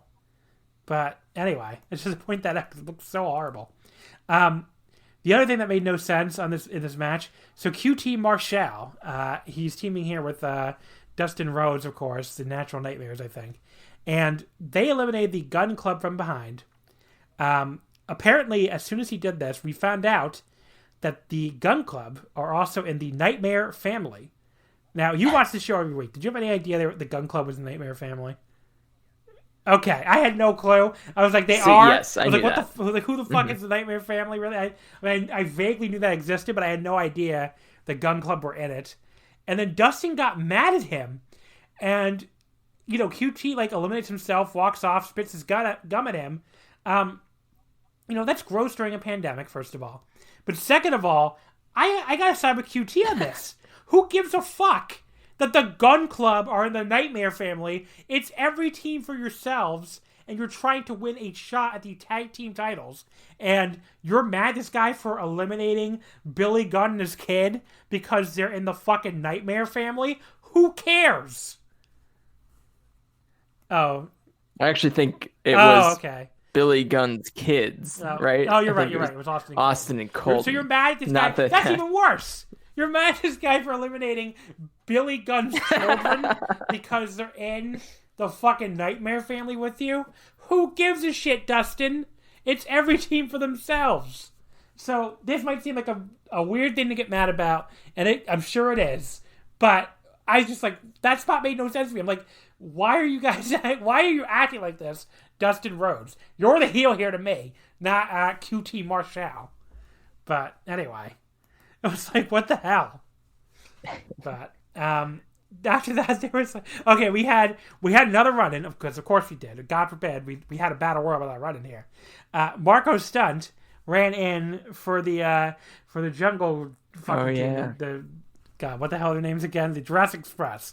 And he does this Rana on Uno, who like doesn't, I guess, want to take the bump straight to the floor because I guess there are like people down there or something. So he takes this Rana. Marco Stunt is out of view, and then we see Uno just start running down the fucking apron and throwing himself into the ring post and then fucking eliminating himself. I was like, what? And the camera's right on him for this too. I'm like, fucking cut away at least. Like, why are we watching this guy run himself? Here I go! Run himself into the post to eliminate himself. I mean, it looked like a ghost was like Irish whipping him or something. And I'm like, what are we watching here? Like, if you haven't seen the spot, I promise I am not overselling it. You can tell them. Like, this is what he did. He ran himself into the post. I mean, from like the other side of the ring. I mean, 18 feet, right? Like, I mean, he could have run himself into the other post and it would have taken just like a hot second, but he had to go all the way. I mean, it was like running from end to end on a football field, and they had just the perfect they were like angle that behind made it him. look even longer. Like the camera was like right behind him and looking up, like it was like a perfect like MySpace picture angle. Like, you're like, here I he's go, just, like running as far away as he can possibly get, like into the sunset. And I'm like, I don't know if that's a bit or if that was a rib or something, but like, holy shit! Like he ran the whole length of the ring to knock himself out. And like, I know these guys get goofy. And some of the stuff just doesn't really matter that much, but really, man, really, that was funny. it was funny. It was really funny. I still went 3.5 on this match, and I'll tell you why. Because Rey Fenix is amazing, and like it's actually criminal that he was in this fucking stupid battle royal. But like, yeah, the end of this was really fun. Like Phoenix, like basically once all the geeks got thrown out, all like the cool wrestlers at the end, even including like not even just cool wrestlers actually, like Silver from Dark Order, he was working hard and he looked good here. And like, Phoenix was walking the top rope to eliminate him. That was so awesome. And then Phoenix and Jungle Boy had like a mini fucking Shawn Michaels and The Undertaker from that Royal Rumble, where they had this awesome final exchange that they really should run back as a singles match. Like, that was really fun. That was enough to get this match to 3.5 stars for me. It went a little too long, and like at least the bad stuff was funny. So it had a lot of funny bad stuff, and then it had some really, really cool stuff at the end. So it was enjoyable. I enjoyed myself. It was probably a little bit too long, like every other match on this fucking show. But it was fun. I liked it. Yeah, I mean, once they got down to business at the end, I mean, Phoenix and Jungle Boy, that's a match I got to see, right? So that's kind of where we're at with that. I love a Royal Rumble. It's one of my favorite types of matches. It's my favorite, it's my favorite WWE thing they do every year. This was like really a tag team Royal Rumble, and I don't know, it just like didn't quite work the same for whatever reason. They did a shoot clock too. I mean, 90 seconds between each.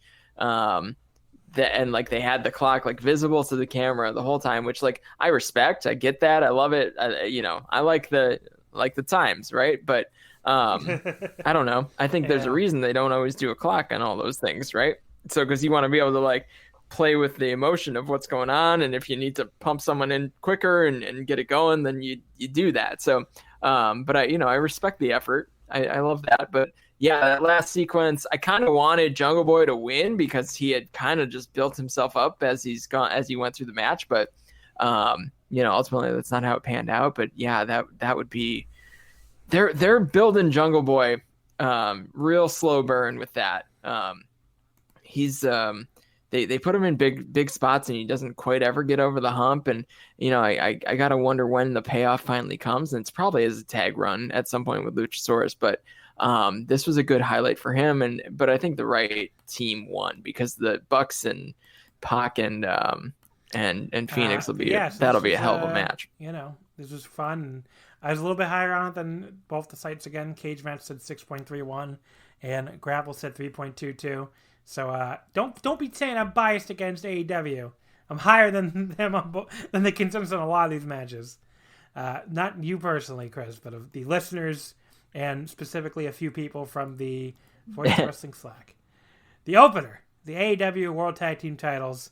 The Young Bucks defeated the Inner Circle in 1749. It was Jericho and MJF, of course. This match I fucking hated. Like, I thought this match really sucked. This one I am a lot lower than the consensus, and I don't know. I just thought this was like really dull early. The Young Bucks, like, they seem like they were working at half speed to make up for their opponents here. I mean, MJF is good, but he's not like the quickest wrestler or anything. And Jericho, looks like he's made of rubber. There was like a spot where Matt Jackson was like making this face while MJF was choking him against the ropes. That was like truly ridiculous. Like I don't know, like Will Ospreay would have been like, "Hey, buddy, you can tone down the facial expressions a little bit." There was like a pretty cool springboard Canadian Destroyer to MJF at one point. Good for him. But then Nick does this 450. So they have Jericho set up for the Meltzer driver. Matt was already reversed into a tombstone by Jericho. Jericho delivers the tombstone. So you can't say Nick was trying to leap into the Meltzer driver. The Meltzer driver, like the tombstone part of the Meltzer driver, had already been reversed. His brother no longer had Jericho set up for it. Nick did a 450, a springboard 450 into nothing. He did this 450 and landed on his ass in front of Chris Jericho. And Jericho puts him in the walls. I'm like, what were you even trying to do there? Like, he must have been trying to do that, 450 face buster, maybe, or something. I don't know. But whatever he was trying to do, it looked horrible. And I don't know if it was supposed to look that horrible, if you were supposed to land that far ahead of Jericho. But so it was either a botch or it was just a terrible spot. But either way, that was, maybe the worst spot in the entire show. And, I can't believe people gave that spot a pass, because that was, that looked hideous. He does a 450 into nothing. He, lands... I don't even understand what he was theoretically doing in that. If you're Nick Jackson doing a move, if this is real, what the fuck was he even attempting there? It looked horrible. And then the parts, basically the parts for MJF in there were pretty okay, but the parts for Jericho in there were just brutal. And this dragged and just went way too long with a million near falls it didn't need. I gave this 1 3/4 stars. I thought this fucking sucked. Way too long, really boring, and had the worst spot of the entire night.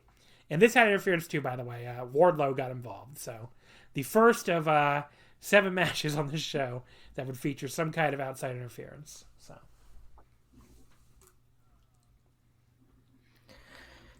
Yeah.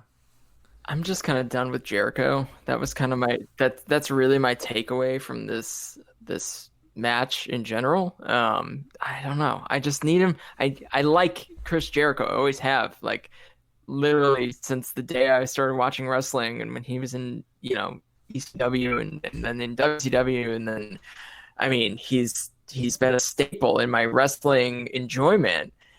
And I kind of just want him to go away for a little while, like he does sometimes, and then come back, and I'll probably enjoy him again, and he'll have another hot run. But this ain't it. And the Bucks can carry a tag match. Maybe this just wasn't the right style. MJF is a little more methodical too, and Jericho's got creative spots, but I don't know that he's got the I don't know that he's limber enough to kind of really work with the Bucks right now, and he doesn't sell enough, and he doesn't put himself in a situation to look bad. He's very protective of his performance too, I think, in general. So yeah, and I came into the show in a great mood, ready to watch some wrestling. I'm usually very impressed with AEW pay-per-views. I was ready to go, ready to watch some good AEW wrestling. I was excited for, the build had been great, and this match aside, I think the build for almost everything else had been, above average, and this match was, at least they played it up, and they had the angle with Papa Buck and stuff. But yeah, I mean, I couldn't get past the fact that I'm just really over Chris Jericho, and I need him to go and tour with Fozzy in Texas or whatever, whoever's already open, yeah, and he can go play some rock shows. Yeah, so that's Revolution. I didn't watch the buy-in. Did you watch the buy-in? I was like, I really wanted to watch the Rangers, which was a mistake because they gave up 3 goals and they. Did I watch the buy-in? Oh yeah, I did. Yeah. I don't remember what was on it. It was a tag match with Britt Baker. Yeah. Okay. That was pretty good, actually. Also finished I don't have a whole lot more to say about it, but it was a good wrestling match. But yes, so that is Revolution. Look, I don't think this was the worst show. Oh, I didn't give the cage match ratings for the opener. It was 7.15 on cage match and a 3.6 or something on Grapple. So people liked it more than I did, but I mean, those are pretty low ratings, actually, especially the cage match ones for a Young Bucks match. But yeah, the Revolution show overall, I didn't hate it. I mean, there have been worse AEW pay-per-views, I think. Like, I really hated All Out last year. I thought that was like one of the worst shows of the year. And I don't even think I like Double or Nothing as much as this. I thought it was all right. But, I mean, I didn't watch last year's Revolution other than that amazingly overrated tag team match. And, I did watch Full Gear, which I thought was a lot better than this show. But, yeah, I don't know. These pay-per-views, they rarely land for me anyway. So, like, I can't say I thought this one was, like, the worst AEW pay-per-view I've ever seen. But, Griffin, who was on the New Japan Pick'em the last week on the Patreon, he's a Voice Wrestling contributor. He made the point in the Slack earlier today that he thinks just AEW works way better as a, as a television product than as a Super Show product, and I think that's very much true. I mean, Dynamite most weeks lately, when I watch it, I usually enjoy it this year. These pay-per-views, I mean, this show was like fine at best. I mean, really, their booking style is just way too all over the place, and we talked about this already, like way too much, like, get everyone on the show to make for an enjoyable supercard. I mean, they had one singles match in the show, or two singles matches in the show that had no gimmicks. I mean, that's just not what I want out of pro wrestling usually. I mean, they had 3 singles matches on the show total. If you count the, exploding barbed wire death match. And, we talked about all the run-ins to death. This is not my kind of pay-per-view. Just not my kind of supercard. And, I'm not surprised I didn't love it. And I think they need to fucking chill with all the run-ins, chill with all the interference, stop trying to get every goddamn person on the show, and, like, let the wrestlers breathe a little bit more and just start letting people have some matches. Because, I don't know, we don't need do we really need a 30-team battle royal and 6-way ladder match and all this shit on every show? Maybe I sound like Jim Cornette or something, but I don't think we do. No, one of the big matches would have been okay, but I mean, when you have 2, it actually is kind of confusing, first of all. And yeah, I mean, here's the thing, like, they load the stipulation matches onto, they load them onto these pay-per-views, and they have like almost just normal wrestling matches on Dynamite, which I think is, why I've enjoyed Dynamite so much, and why some of the pay-per-view cards have been really good. Like, I don't think there was any big stipulation matches on last year's Revolution I was in the building for, and I enjoyed it. It rocked from top to bottom. I thought it was a really good card. So, I don't mind a ladder match or a table match or, whatever, like some of the typical tropes, or, even the exploding barbed wire death match. Right. But, like, I think one big stipulation match on a card should be the highlight, right? Like, instead of a ladder match, a battle royal, and then the cinematic street fight, right? It's just, yeah, like every match has a stip, has a gimmick. So just a couple more just like regular ass matches would have been really fun. Or just transitioning some of these. I mean, I get the tag team street fight turns into a cinematic thing, and they actually shot that as straight as I think they could in that way. But yeah, I mean, the ladder match, the battle royal, the cinematic match, the barbed wire, like which match is this? And then you really only had the 2 titles on the line. Well, the 3, right? So you skip the good singles match from the TNT title because you had Darby included on the street fight. So yeah, I mean, unfortunate that this one didn't land. I thought the build was really good.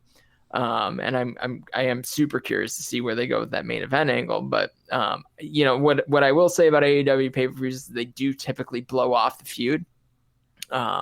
Whatever it may be, they don't typically just like run them back constantly. At least even with Moxley and Omega, they've given them some space to breathe between the matches. So I do appreciate that, and typically it's a big reset right afterwards. So I am curious to see what direction some of these guys sometimes end they up feel going. like what they're kind of going for are like these big DDT supercards.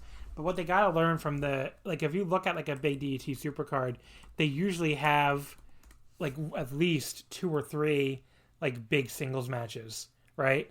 If you look at like Ultimate Party, you had Endo Sasaki on top, and then you also had like Akiyama Takeshita and Ueno and Brooks, and like just, and then you have a bunch of like comedy matches and like wacky stipulations maybe, or like just wacky tags. But like I don't know, they need a couple like get like a few more like straight up singles matches on these shows is what I think they need to do. And I think these shows would breathe a lot better. As it is, I just think it's like they just feel very overstuffed, and they got to chill out the interference a little bit. It's just like, it's very similar to Castle Attack Night 1, where like the sheer amount of it is driving me crazy, and it's not fun to watch it. It's like very groan inducing. It's like, here we go, more people interfering. And it's just like, I don't know, they got to get away from that a little bit. But yeah, especially if that's something that you're sensitive to because of the criticism of other companies too, right? And we know they pay attention, right? We know. I mean, Tony Khan was throwing shade at Gato's booking on Wrestling Observer. So I mean, he knows. So the fact that he would do that, a little self-awareness would help. But anyway, and people don't like to hear about it. But they did say when this company first started that this would be a clean fight promotion without interference, and it sure as fuck has not been that. Okay, so that would do it, I guess, Chris. We've gone pretty long here, but thank you for joining me here on this Monday night. Anything you want to plug? I'm sure the sport of pro wrestling. Yeah, just sportofprowrestling.com. That's where all my statistical databases live. New Japan, AEW, NXT, Dragon Gate, a bunch of different stats slices, as I like to call them. So, and I'm working on some pretty big updates to the site there too. Other than that, you can find me on Twitter at the Chris Samsa, TheChrisSamsa. I have to plug is the Omakase Patreon one more time. I'm going to be doing daily audio this week on Tuesday, Wednesday, Thursday, Saturday, and Sunday. So you'll get like, if you sign up right now for $5, you literally get $1 per show just for this week, and you get the entire rest of the month too. So it is a great deal. You can see it all or listen to it all at patreon.com/Wrestling Omakase.